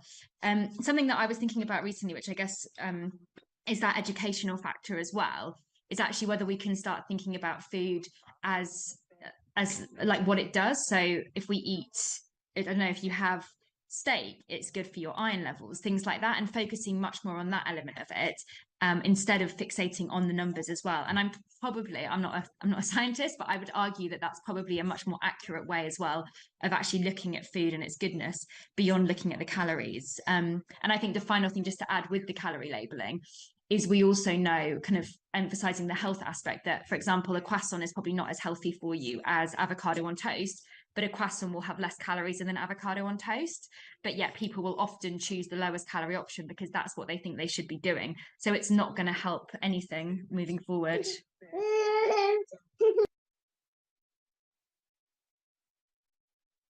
I think that was an agreement at the end, wasn't it? I was like, I'm seeing where you're going with the argument, and think, because what I was saying, is there a better way to do this? It seems to me that there's probably something in which you could label the positives of food, for example. I don't think we would recommend steak, would we, Andrew? But if you had avocado on toast, and croupish as well, but say recommending the benefits of avocado on toast as opposed to talking about the calories, that seems perhaps like a better way to go. I don't know much about this. The scale that does exist, of course, is the ultra-processed food scale, which might be something you'd look at, but I can't really advise on much more than that, other than that it exists. One thing that came out of us, we campaigned very strongly to prevent this legislation from coming in, and we did a survey of people affected by eating disorders about what they thought was going to happen, how they were feeling about eating out and that kind of thing. One of the one of the questions we asked was, do you feel positive or negative about that? And about 3% of the respondents to our survey said that they thought it was a good thing. But clearly the great majority, sort of 80-something, said no, harmful. One of the, we did ask what might be able to be done to mitigate, and one of the suggestions that came out was, rather than having to opt into the non-calorie version of a menu, why not flip it and make it so you opt into the calorie version of the menu? I mean, and in a way, that's often been there already. That was rejected by the government, but still there is a potential. I don't think I could put my hand on my heart and say that's that would be better than not having it at all. But the other thing the reason why this is so harmful is one of the key things about recovering from an eating disorder is supporting people to learn to go out and eat in restaurants again. And the safe places were those mid-range chain restaurants, because you know what you're going to get. It doesn't matter what town you're in. If you've got a sort of standard mid-range chain restaurant, you will get the meal that you're expecting. And they didn't put calories on the menus, and that really shocked the system of helping people go out and learn to eat again. And so that's why it's particularly hard for challenge to recovery. And just finally, Jazz, for you, the Mayor doesn't reference eating disorders within the health inequality strategy. Can we? So the health inequality strategy doesn't specify any very specific conditions within mental health or anything else. So I think there's scope for us to kind of consider what we would need to think. The health inequality strategy is so broad, as you know, and so wide-ranging. So one of the things that we would want to be doing is to look at how we would identify within a more mental health focus. So some of the activity that we're doing around mental health, the work that we're doing through Transformation Partners, and the work that we're doing with Thrive and Good Thinking, these would be the areas where we would probably want, and these all kind of build up, if you like, to components of the HIS. And so that's probably where we would, it's at that level where we'd probably get more specific about eating disorders in terms of mentioning it and it being a focus, an area of focus. But certainly that's something, that's kind of how we would see it fitting in. Thank you. I'm going to hand over to Assembly Member Boff now, but just to be mindful that Hope has to leave at 11:30. I'm going to reorder my questions on that basis. Is Ms. Virgo still there? Oh, she is. Great. Ms. Virgo, is the use of BMI to determine someone's suitability for accessing services ever appropriate? And do any trusts in London still use this practice? Yeah, so just as background, for those who don't know, I founded a campaign called Dump the Scales a couple of years ago, which is all around trying to get services to not decide if someone needs to get support for an eating disorder based on their BMI. So it is still happening. It's happening on a national scale, but it's definitely happening in London. And I've actually gathered a couple of case studies, a number of case studies that I can email out afterwards to the committee of people who have in the last couple of weeks been turned away from services because of their BMI. So yes, it is happening. And I think something that we are seeing a lot of at the moment, just to, I guess, to look at the other end of the spectrum, is we are now seeing people who are being turned away from services because their BMI is too low. So I'm working at the moment, again, I can share the data when we've got it, to actually look at what services are discharging people when they have life-threateningly low BMI. So it's going at both ends of the spectrum at the moment, and we need to stop, because eating disorders are mental health issues, and they shouldn't be judged on a person's BMI. Thank you. Dr. Allen, what's your view on this? Is it still happening? I agree it shouldn't ever happen. The only services I'm aware of in London and elsewhere where BMI is still used as a criterion is where the services have been set up to be commissioned only to treat sort of moderate to severe eating disorders, and unfortunately BMI can be used as one criterion on which that is judged. and the so-called mild to moderate eating disorders, which is a really inappropriate and inaccurate way of categorising eating disorders anyway. But the so-called mild to moderate are either managed via third sector organisations or non-specialist eating disorder services. So there is meant to be a route by which these other patients can access support, but we know that the best eating disorder care is provided by a specialist multidisciplinary eating disorder team, and the fact that we have patients being stratified off based on BMI or other somewhat arbitrary criteria around severity is far from best practice. What's a better metric than BMI? There is no one single metric. It's a whole picture of someone's mental health and someone's physical health. So blood test results are an example alternate to BMI, as are things like blood pressure and how that changes when someone goes from sitting to standing. But it's also mental health and mental distress and impact on quality of life, ability to study or work. So there's it's hard to reduce it to a single indicator. Thank you. Ms. Virgo, if we can go back a bit now to the causes of people delaying seeking treatment for their eating disorder, and how can people be supported at an earlier stage? Good question. I guess the first thing is to look at it from a preventative perspective. So is there a way that we can implement, I've been looking and working again with others on looking at whether we can implement some sort of health screening at all schools, but also looking at where else we can implement it. So when someone goes and gets a vaccination, can we have some questions around eating disorders? And also when people go through pregnancy, things like that. Again, it's a really challenging time if you've had an eating disorder and if you haven't had an eating disorder as well. So how are we screening people at that point for eating disorders too? I think we also need to be making sure that when we're talking about eating disorders, we're not just talking about anorexia, we're not just speaking to, and I know I fit into this mold, but white girls who have been underweight perhaps, because again, that can often stop people who are maybe in a larger body or people from other backgrounds reaching out for support. So making sure that we've got like a kind of, a service that feels appealing to everybody.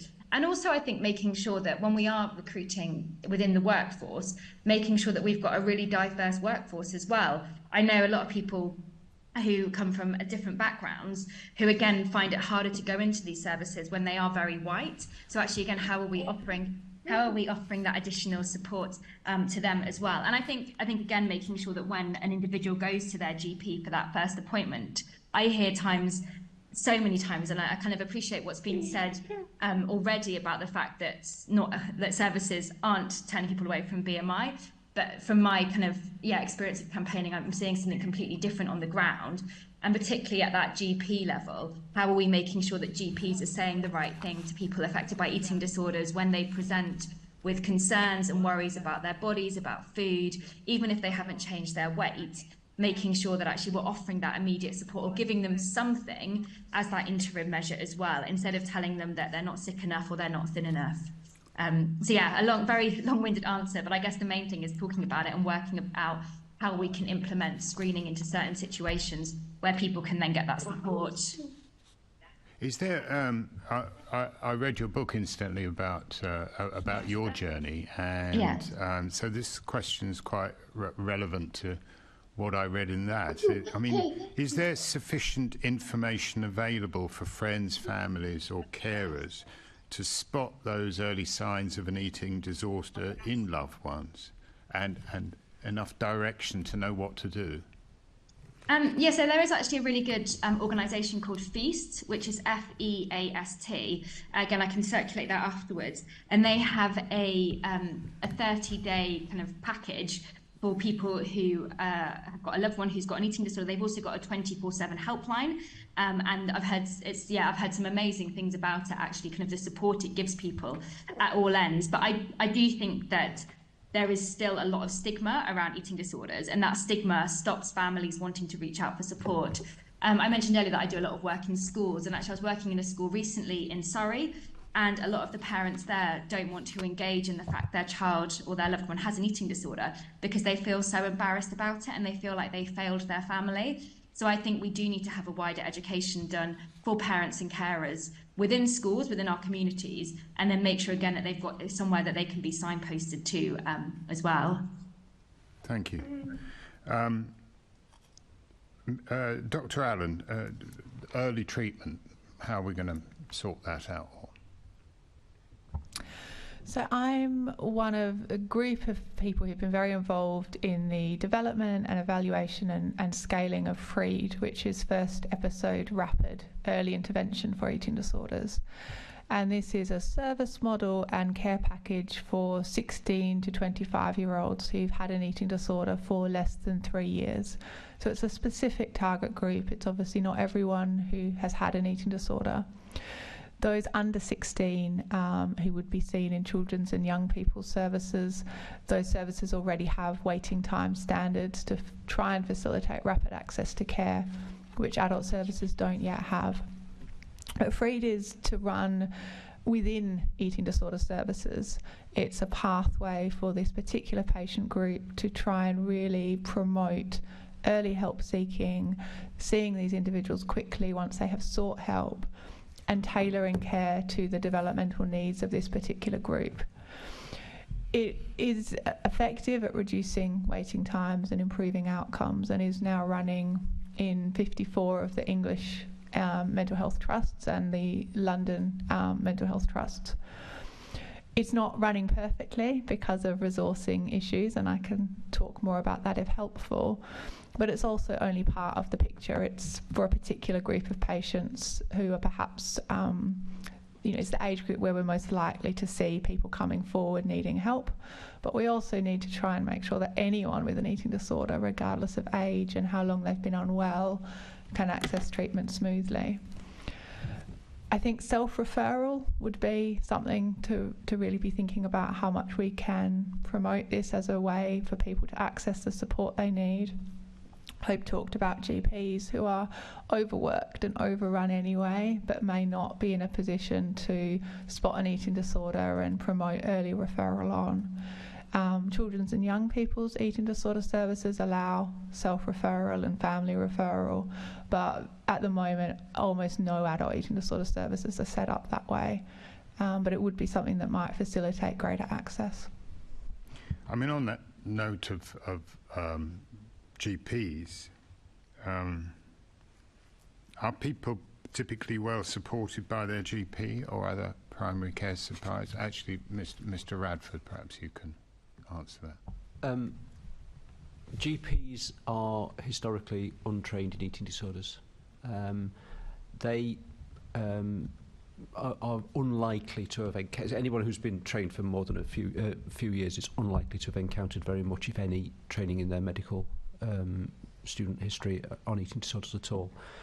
And retraining in GPs once they're qualified is incredibly difficult because they're so busy and there's so many of them.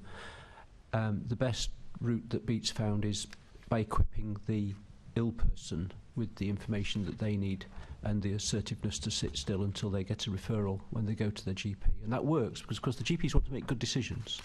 And so we give the patient some information to give to the GP, which basically says, turn to the screen, type eating disorders into the box, follow the instructions, when the instructions will pretty much say, refer to specialists for an assessment.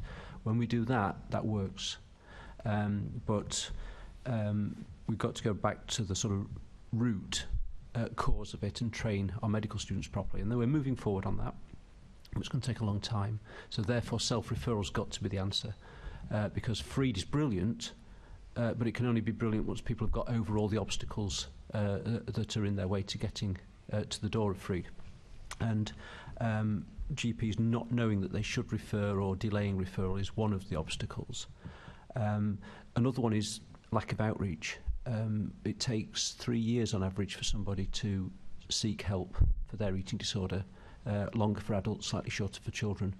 And if you look at what happens in cancer, for example, there's a lot of outreach, a lot of messaging out there that says, if you've got this, then go seek help.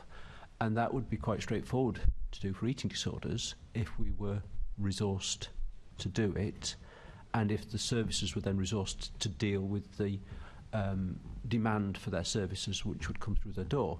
At that level, the demand would be relatively easy to deal with, because those people would be in the early stages of their eating disorder. And at that stage, it's much easier, much cheaper to deal with, much more likely to lead to a full, sustained, permanent recovery. There's lots of reasons, but the reason we're not doing that, part of the reason, big reason, is because there's this huge queue of people at the crisis end of things, banging on the door of the inpatient units or getting close to needing that, and therefore the limited group of clinicians that we've got are dealing with that. Meanwhile, upstream, if you like, there's people who are getting iller when they could be getting better. It's kind of welcome to the NHS again, isn't it, really? Thank you very much for your answers, and I'll hand back to you, Chair. Everything I said about GPs and they said about GPs didn't refer to you. Okay. So. I was almost thinking we should have a committee session on the work of a GP. Okay, look, thank you. I mean, I think it'd be very useful. I mean, as a comment on the BMI, right? And I am a GP. Just to is that it is a part of the tick box mentality of commissioning, that I've got to tick the box, right? If the BMI doesn't be the thing, right, it doesn't get referred to. And so although we recognise that it shouldn't be used, but the reality of life is that the screening process does rely on BMI. And I hope that will be thankful hope for her contributions. We get her to send the cases she has of low BMI or abnormal BMIs being rejected, okay, or even normal BMIs are being rejected. But anyway, I also think it's probably useful to have a break here for 10 minutes for comfort, and then we'll reconvene. So we'll adjourn for 10 minutes.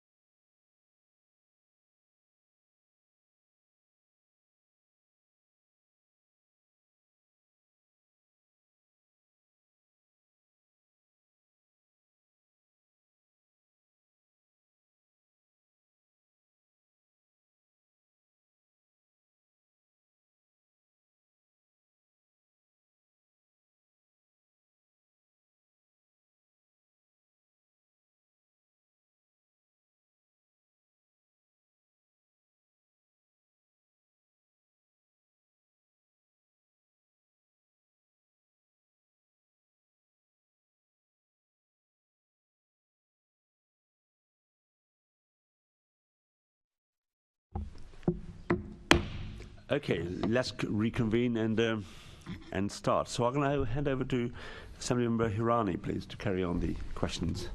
Thank you, Chair. And my first question is to Jazz. So the Mayor has said that NHS England and Improvement and Healthy London Partnership are working with adult eating disorder services to ensure that adult eating disorder pathways remove any barriers to access, such as the issue that was mentioned before around weight and BMI.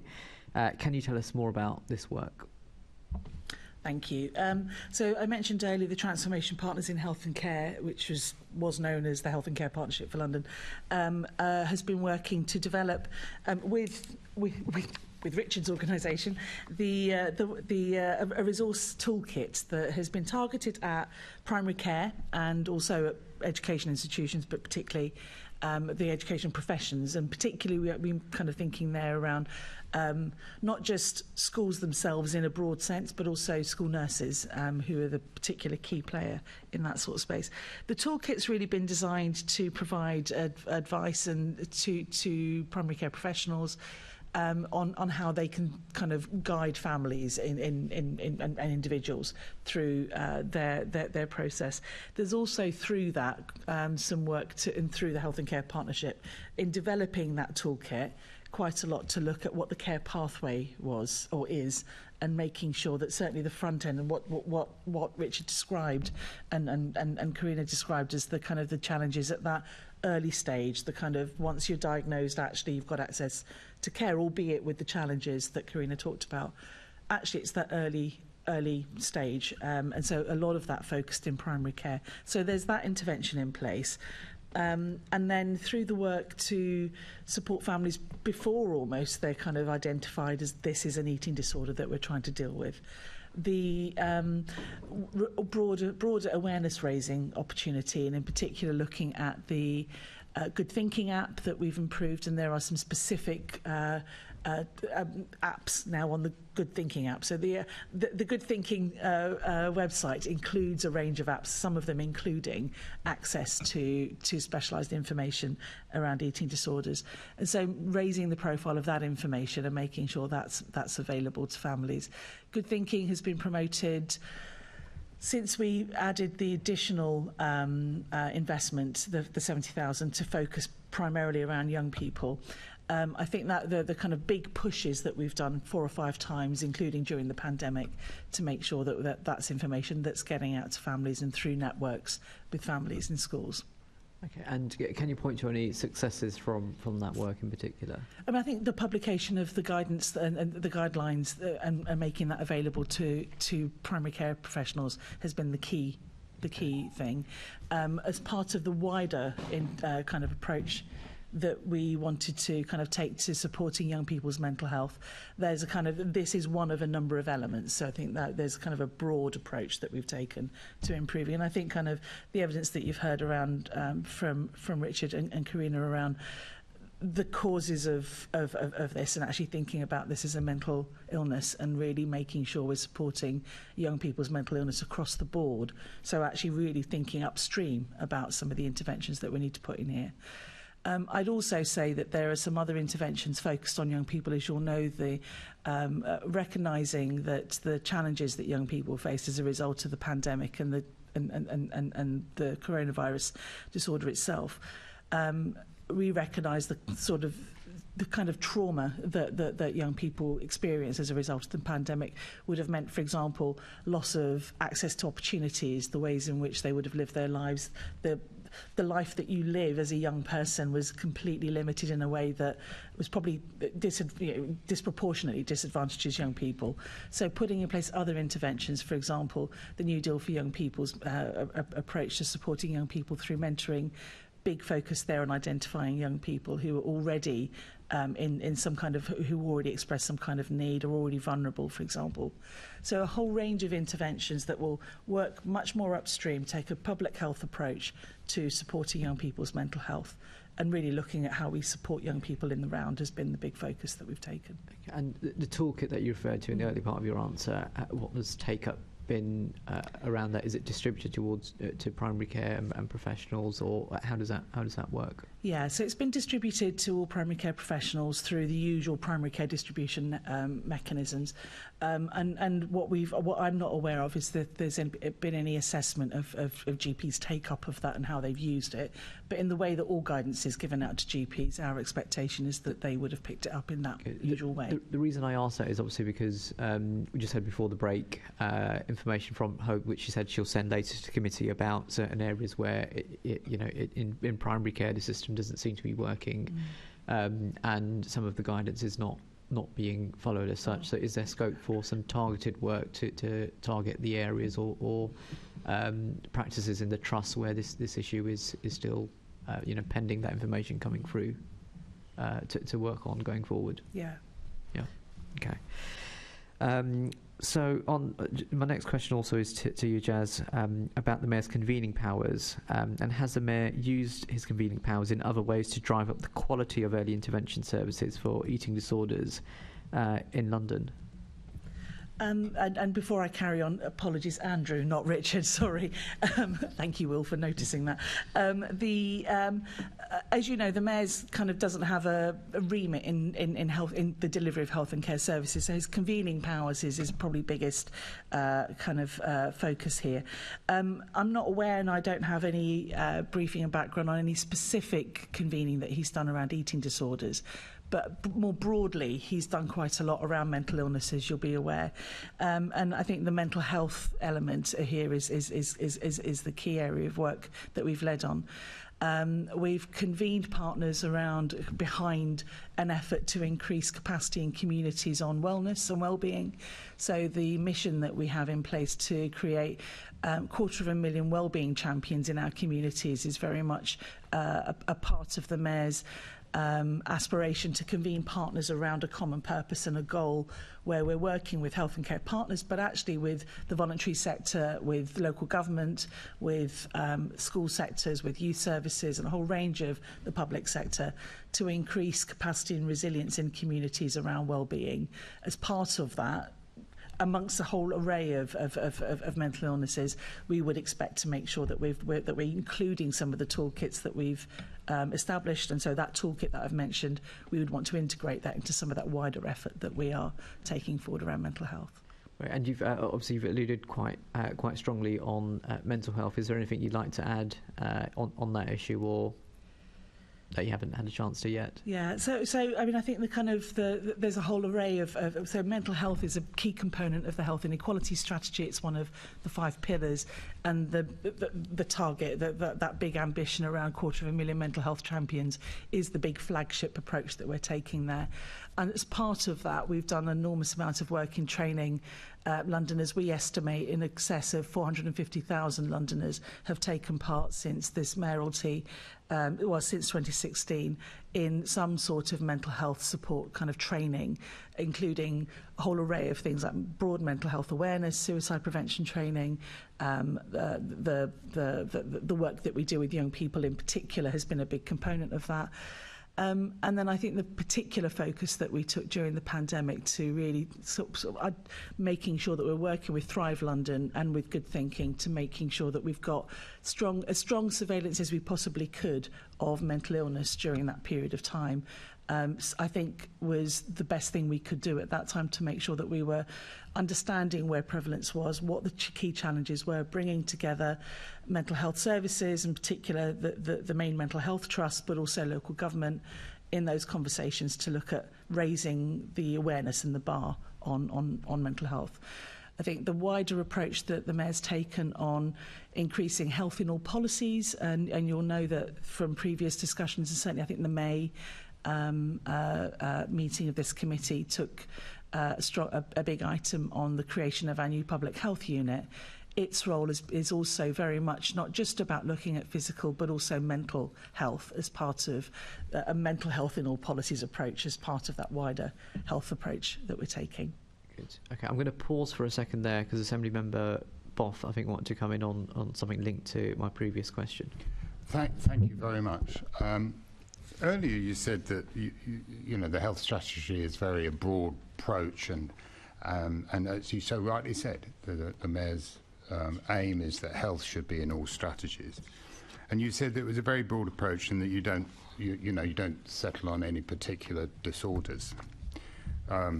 So I've just done a count. You mentioned diabetes 6 times in the health strategy. You mentioned cancer 6 times, salt, curiously 3 times, HIV 28 times, TB 26 times. And yet you mention health disorders not once in the entire health strategy. And yet we're here today because we're discussing what a problem is. Don't you think it's worth a shout out in the health strategy? Because if you don't, it's not in the strategy, surely it doesn't get done. I would argue, I suppose, it's not in the strategy, but we've been doing things. So I think there are. It doesn't necessarily follow that because something isn't named in a strategy at that level, at that macro level, that things aren't being done about it. However, we obviously the Mayor would need to think about where he wants to go in the future, and that's something that we could consider. I hope it's something you could do because it's something that's important. And this is just one committee, but behind this committee has been an awful lot of work with individual members. I know Assembly Member Russell has asked questions about this in the past. I've asked questions about this in the past. Other members have also concentrated on it. And we wouldn't mind, in fact, we'd rather insist that it's recognised in the overarching strategy that is supposed to determine health outcomes in London. Thank you. Thank you. Just returning to my question, just to add to, I think, something Andrew alluded to earlier on the first episode, rapid early intervention for eating disorders or FREED model. You've already given us a run through on how the model works. So I just want to turn to Dr. Allen really about the impact that it's had on outcomes for people with eating disorders across London, and whether you had anything to comment on the outcomes.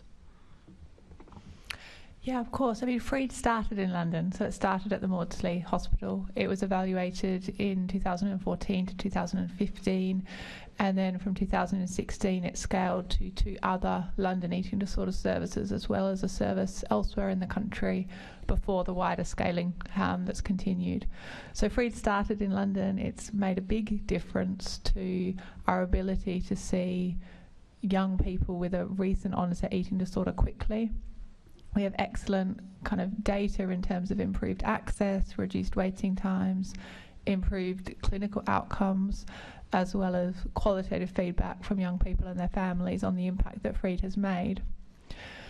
The difficulty that we have is now being able to maintain the delivery of FREED as it's intended to be. As Andrew noted, we obviously need people to be referred to a specialist eating disorder service in order for them to be able to benefit from FREED. But once they are referred, we need enough staff to be able to see those people within the timeframes that we want to and provide the high quality care that we want to.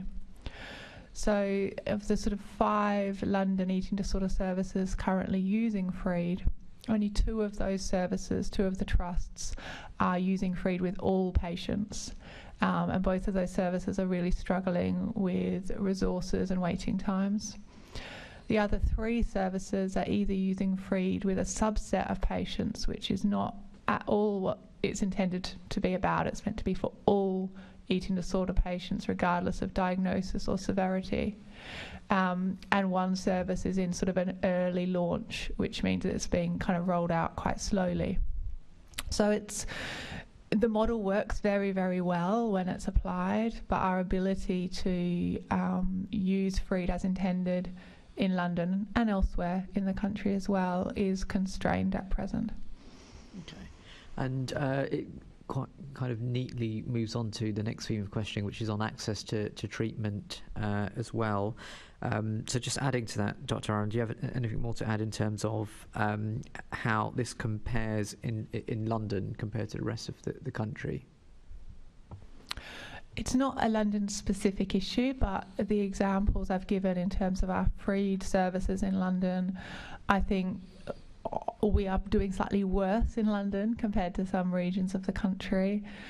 I think thinking specifically about Freed and the age range that Freed is focused on, again, London has a higher concentration of young people. We obviously have a high concentration of universities. So we are perhaps more likely to face the pressure when referrals go up of not being able to accommodate the increasing demand on services.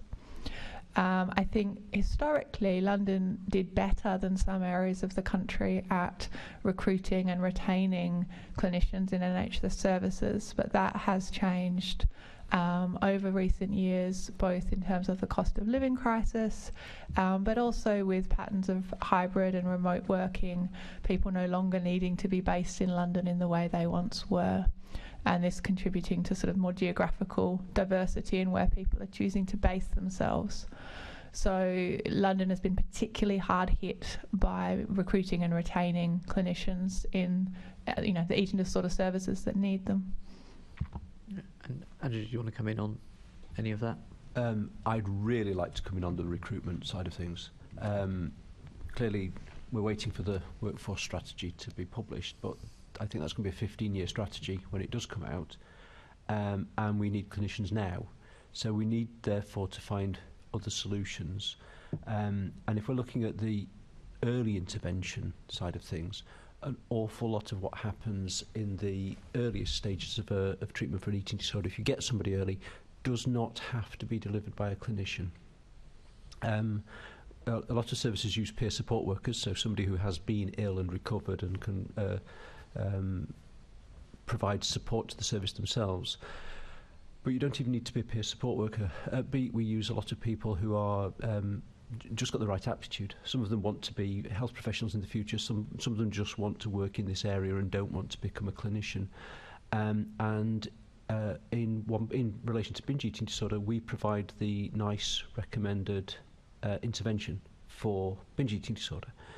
And advice from clinicians is it's better delivering the guided self-help type support that you need at the early stages of an intervention by somebody who's not a clinician, because the clinicians tend to sort of have a particular way of working, bring a certain amount of expectation and baggage with them, and non-clinicians are sort of seem to be better at guiding somebody through the self-help program rather than leading them through it, which means you can do it cheaper, and you can train somebody to do that work in a few weeks rather than a few years. They need to be trained by clinicians, they need to be supervised by clinicians, but your ability to engage in effective treatment at the early stages of an eating disorder would be amplified enormously if the NHS could be better at embracing the employment of non-clinicians at that early stage. It feels that Freed's brilliant. Similar things to Freed could be rolled out for other age ranges, but you'll still end up with all those obstacles. You'll still end up with a reluctance to reach out into the community and encourage people to seek help, unless you can crack the workforce challenge. And it feels like the non-clinical workforce is a key, if not essential, part of that if you want to do it this side of the next decade. No, that's very, very helpful. And in terms of access, is there a disparity in access to children's services versus adult services? And if so, how can this be addressed? Yes. Children's services understandably got the bulk of the investment from NHS England in the period from 2015, since 2015. But even there, we did some research on the extra money that was the NHS England provided an extra £11 million to children's services in the year to March 2020, and £1 million of that got spent. The rest of it just couldn't be spent, and the reason we were given, I mean, it varies slightly between services. Some were good at spending it, some of them failed completely, because they only could see the route to spending it on workforce. So again, you just got this money that was allocated and then not spent, so nothing really improved as a result. So just so I'm clear, so from that money, they were only allowed to spend it on workforce, or? No, it was £11 million given to the children and young people's eating disorder services across the country. with pretty much freedom on how you spend it on those services, but it wasn't spent. The spend in the year to March 2020 was pretty much the same as the total spend in the year to March 2019, and that extra £11 million, only £1 million of that got spent. So you hear the stories about the extra money going into children's services, which is brilliant, and that's made a huge difference in the years running up to then. But it just reinforces that need for workforce to be cracked, because that's what the NHS spends its money on. But if the staff aren't there, you can't spend the money, and therefore you can't improve the service and you can't help more people.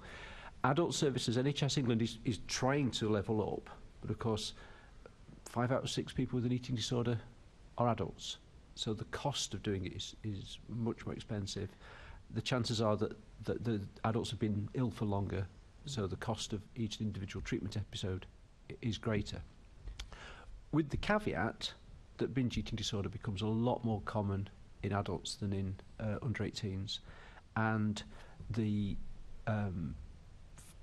recommended first treatment is guided self-help, and guided self-help is pretty cheap compared with everything else. But binge eating disorder often doesn't get commissioned for, and there are some trusts in London that aren't commissioned to treat binge eating disorder properly.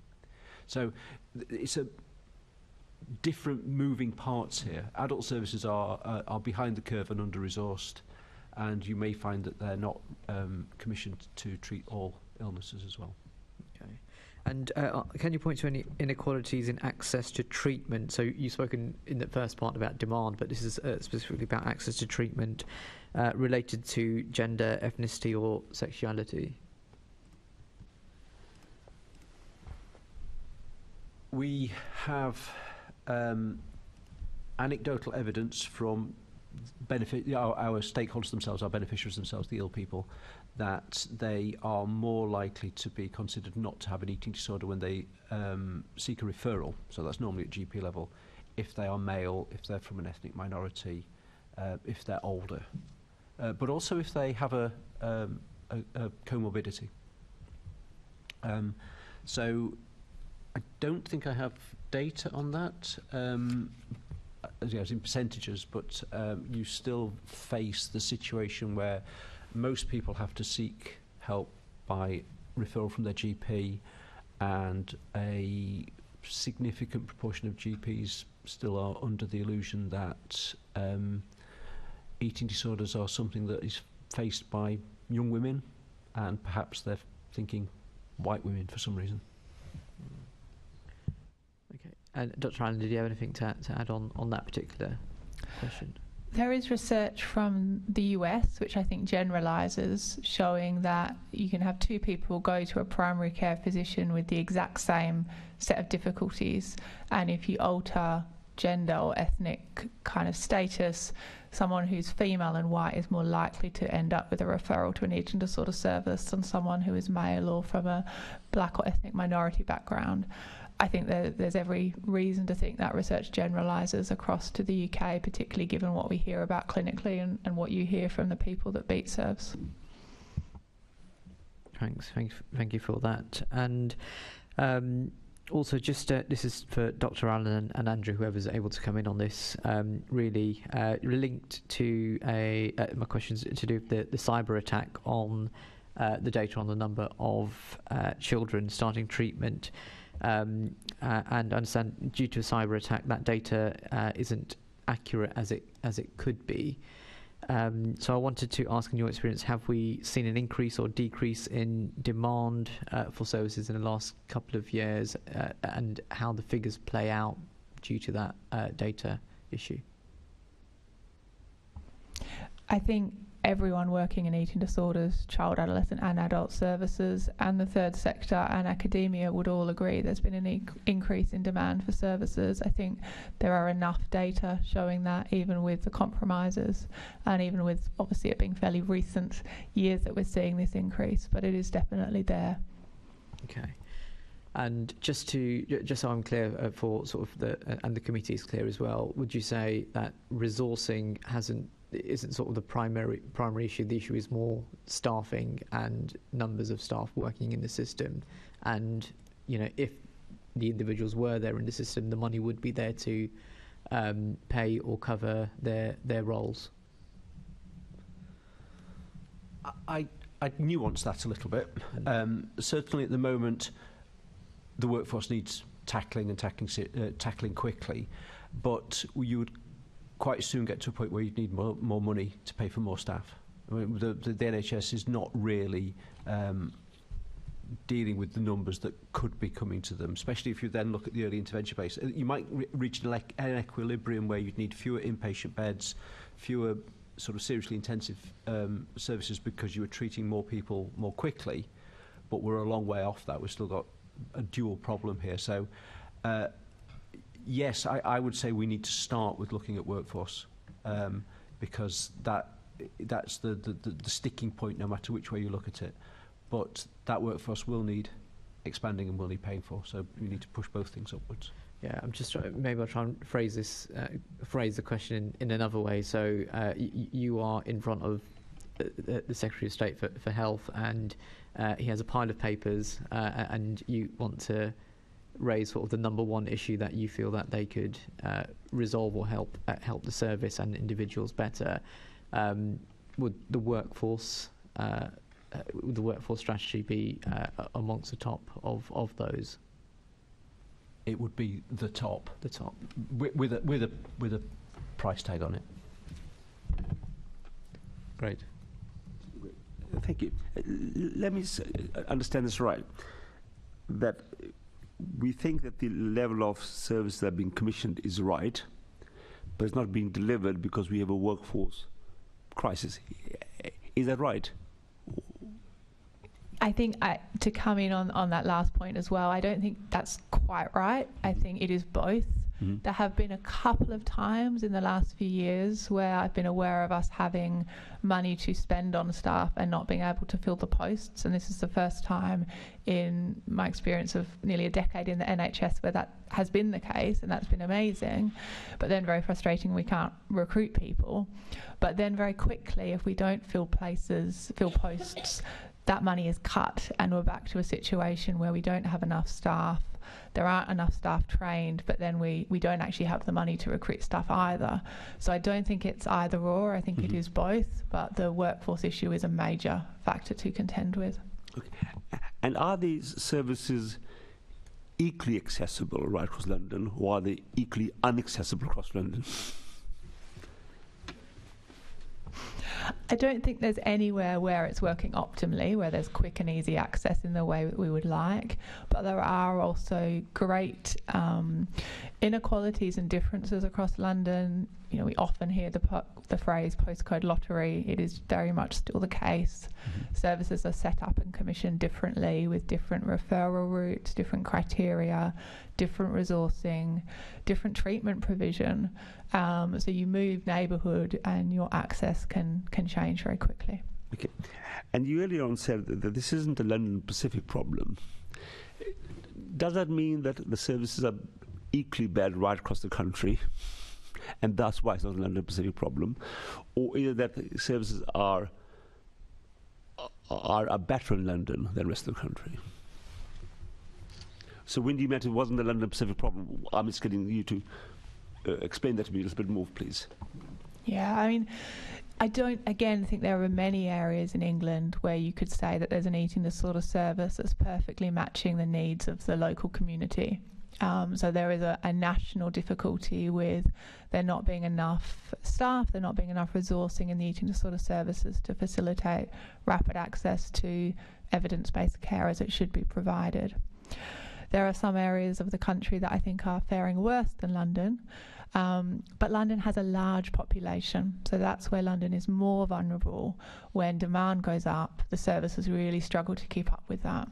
So I think that's where London is perhaps facing a particular pinch point in recent years as the demand has increased, and services haven't been able to respond to meet that.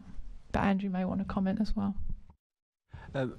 You've got within London variability, and South London and the Maudsley is normally considered to be an exemplar of good practice on so many areas. but there are other parts of London that struggle horribly. You go across the country and South London and Maudsley will still be considered to be one of the best, if not the best places to get treatment.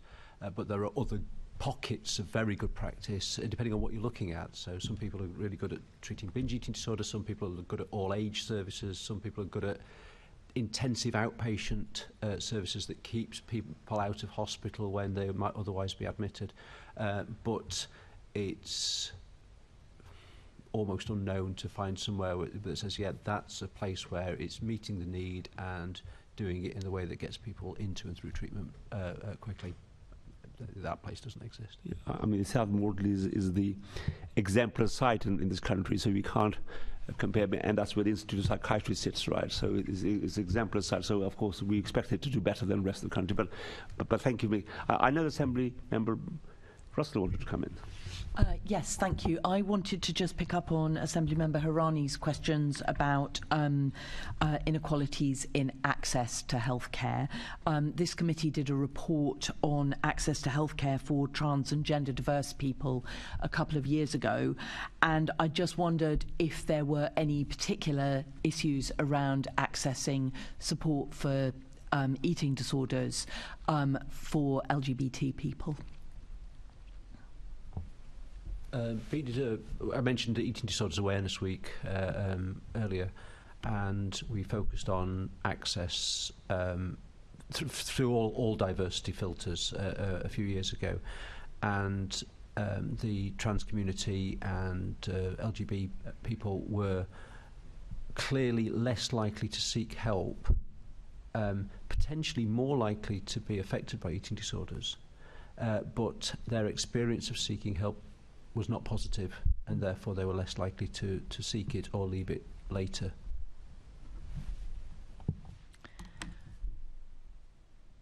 I think I'll just add that I think we do have evidence that the trans and LGBTQ plus communities are more likely to be affected by eating disorders. There's some evidence that prevalence is higher in these groups, but absolutely they're less likely to come forward for treatment and more likely to describe their treatment experiences negatively than other communities. And is anything being done to address that inequality of access? I was just going to say, not that I'm aware of in a coordinated fashion. I think individual services are trying to respond and trying to improve practice. Obviously, there's a sort of growing awareness, at a sort of cultural shift that these are things that we're thinking about more in healthcare generally. But I'm not aware of anything coordinated in London or at a national level. Beat's got a couple of things that we do. One is campaigning. We campaign to remove rationing and restrictions, so that with the goal of equity of access, but that's a challenge that hits so many other barriers. We also offer a something of a casework support service through our helpline, which helps people overturn bad decisions. Mm-hmm. And clearly, if a decision has been taken to deny them access because of something that is or looks like their gender, their trans status, their ethnicity, then that's relatively easy to encourage the clinician to sort of review the decision they've made and make a better one.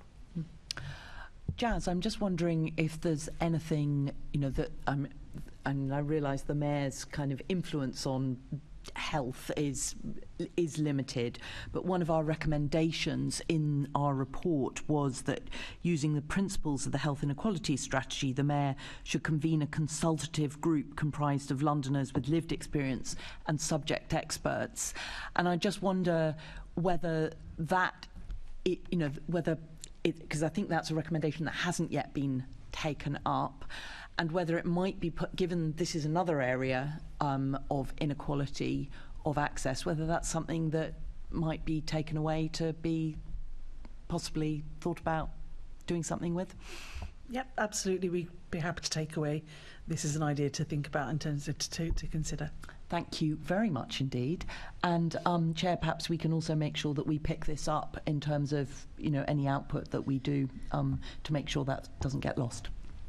Yes, I think I was going to ask Assemblyman Russell about the whether the Mayor has used his convening powers to advocate equality of access to eating disorders, but you've already asked that question.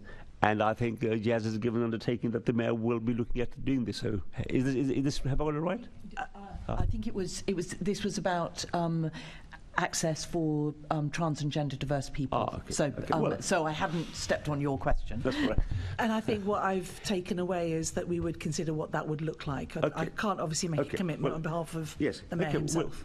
Let me then the broader question. Of course, we've heard here that there's been inequality of access to services across London. I mean, we have a shining light at the Maudsley, but London is bigger than the Maudsley, okay? Has the Mayor used his convening powers to improve access to services in London, particularly regarding eating disorders, or generally? Has he ever done this before? Yes. To specifically promote access to services for people on in relation to eating disorders, not specifically, no. Of which then the LGBT community would become part of it. But you will have a look at it, yes? We would, I undertake that my team and I would look at what that would require, and we would make that. Indeed. We would consider what that looks like. It would be for the Mayor to consider that. Thank you. I think the member best wanted to come in on this question. Thanks. Jess, could you just clarify, just take that a step further, could you list what engagement the Mayor has had on this subject? So Tom Coffey is as the Mayor's health advisor, has been leading on this work and has met with has met with Hope earlier this year, or I think it was late last year. And so that's been the main conversation, and I think the kind of focused work that he did on body image and unhealthy body images back in 2016, that was the key areas that he's been engaged on. So the Mayor hasn't had any meetings, and the last tangible action was something on body image 7 years ago.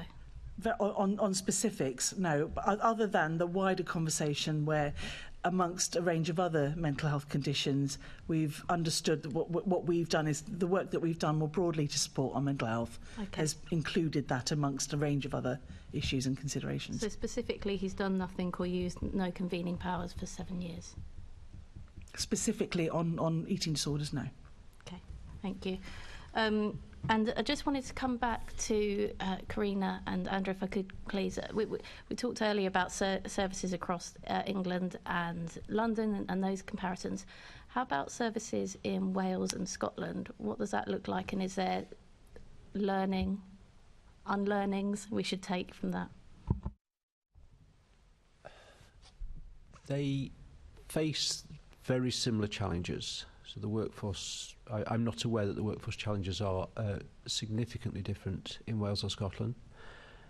The thing that I notice as Chief Executive of BEAT is their greater readiness than England in general to embrace the voluntary sector. So in Scotland, BEAT provides a wide range of support services that we have to charge the NHS for, or charge anybody for, that are more to do with one-to-one support to help somebody get better, or to help carers, family members, parents, etc., support their loved one through their illness. And in Scotland, we are commissioned to provide all of those services. In England, it's exceptionally patchy. And I mentioned earlier binge eating disorder.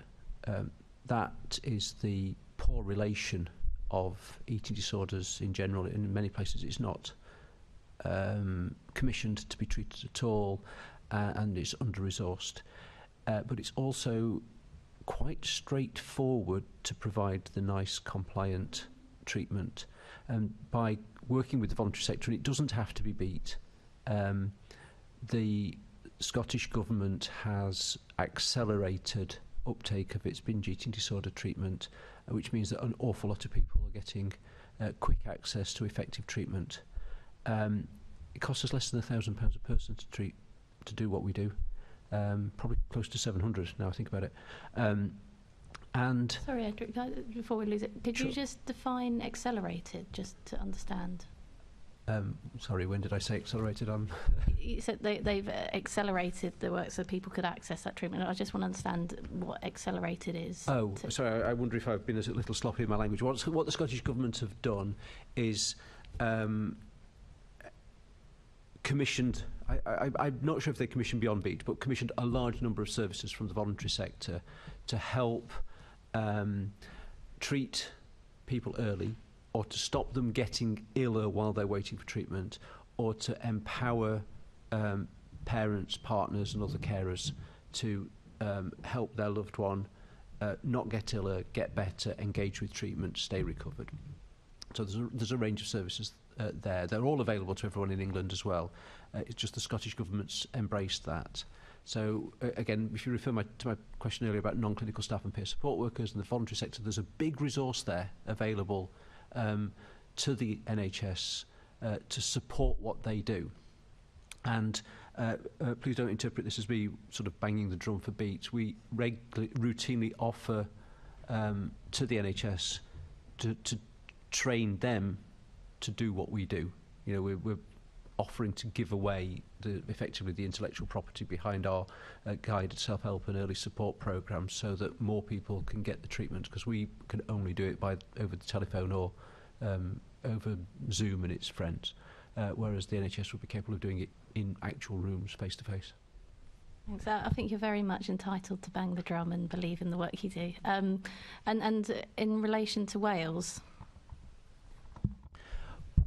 Wales is sort of following Scotland somewhat. It's clearly, the conversations we have with people in Wales is they're sort of recognising that what's happening in Scotland is effective and seeking ways to follow suit.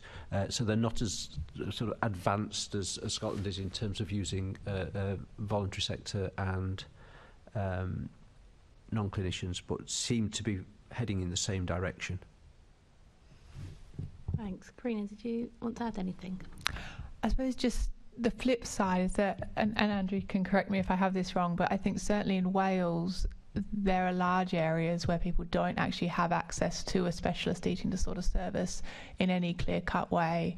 It's via a general mental health service, or there are sort of so many steps before you might get to see an eating disorder specialist, which might be geographically a long way away.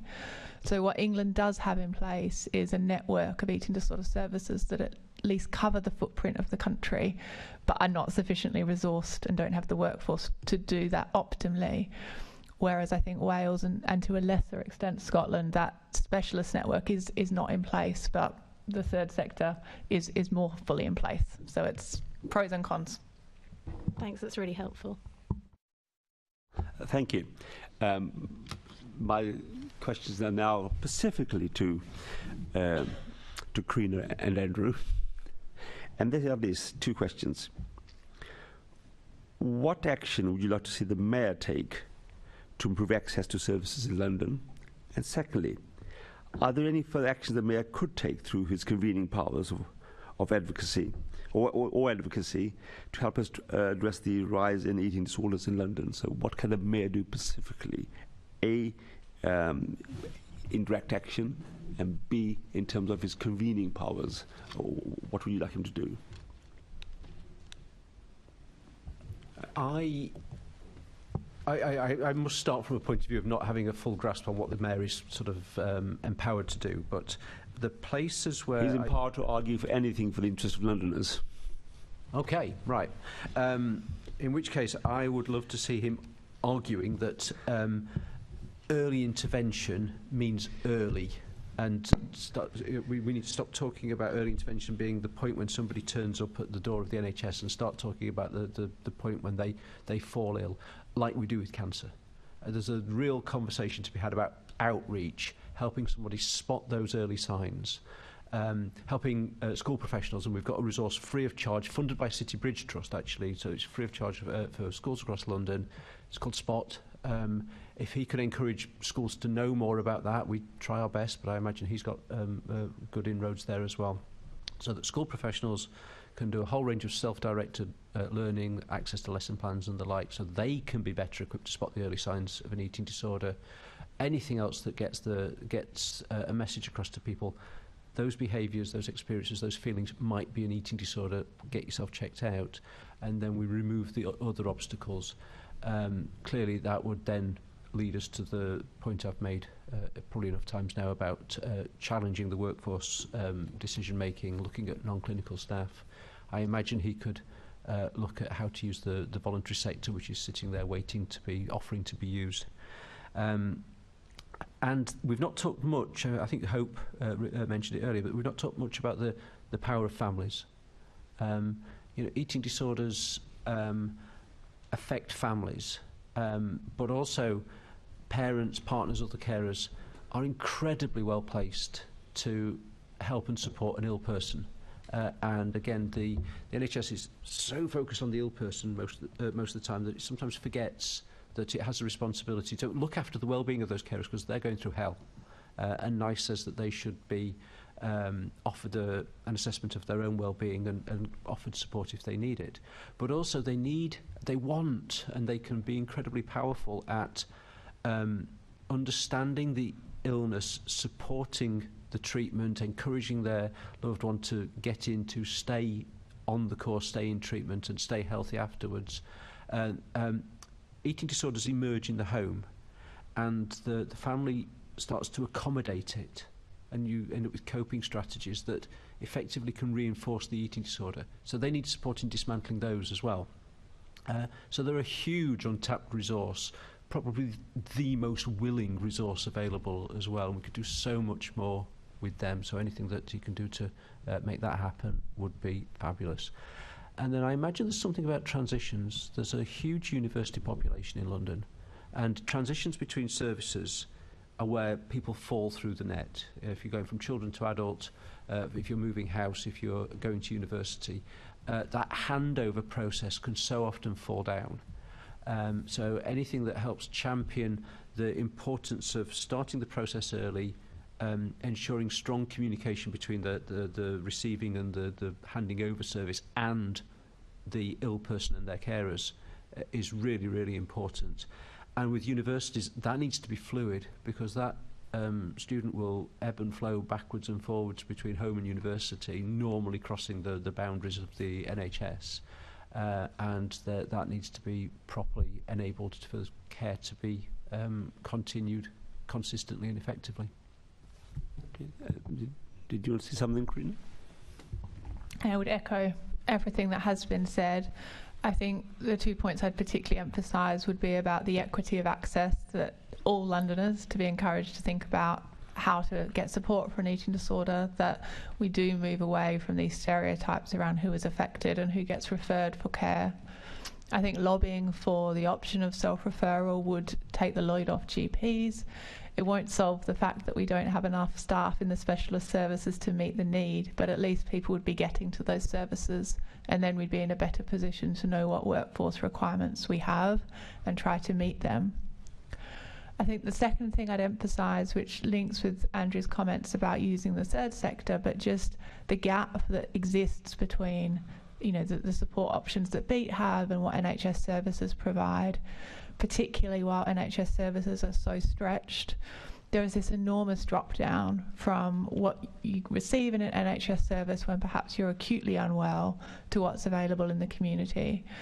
And thinking about more support options, sort of step down options from NHS care, putting more in place to support conversations and support for those with eating disorders. There's just an enormous gap at the moment, which could make an enormous difference to people to have thought about. I don't have a perfect answer as to what that looks like, but it's something that could be perhaps taken forward to be explored. Thank you. Was there anything else the Assembly members want to ask? Assembly Member Best. I'd only just want to add something to it, Andrew. You said, talked about the family there and the strength, and parents and carers, but not to forget that there are children also bearing the weight of their carers going through eating disorders, and that there should be the safeguards there for them as well. Absolutely. Siblings are affected, siblings can be triggered, or siblings can feel ignored. When somebody has an eating disorder, the parents' focus will inevitably dramatically focus on the ill person, and we definitely have experiences of the other sibling saying, I was invisible for that whole period. Eating disorders tear families apart in so many different ways. Yeah.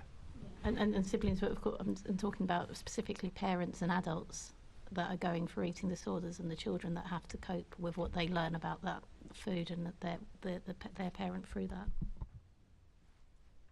Great. Okay.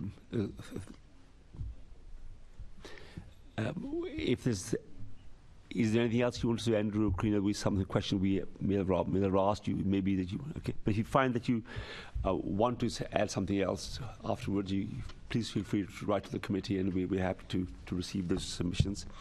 Can I then thank all of you, and of course Hope, who left earlier on, for your contributions today. And can we note the can the committee note the report and the discussion today? Can we delegate authority to me as chair in consultation with party group lead members to agree any outputs from these discussions? Agreed. Can we note the committee work programme? Noted. Thank you. The date of the next meeting of the committee is scheduled for the 21st of September 2023 at 2 p.m. here in the Chamber City Hall. I have no urgent business. I therefore declare this meeting to be closed.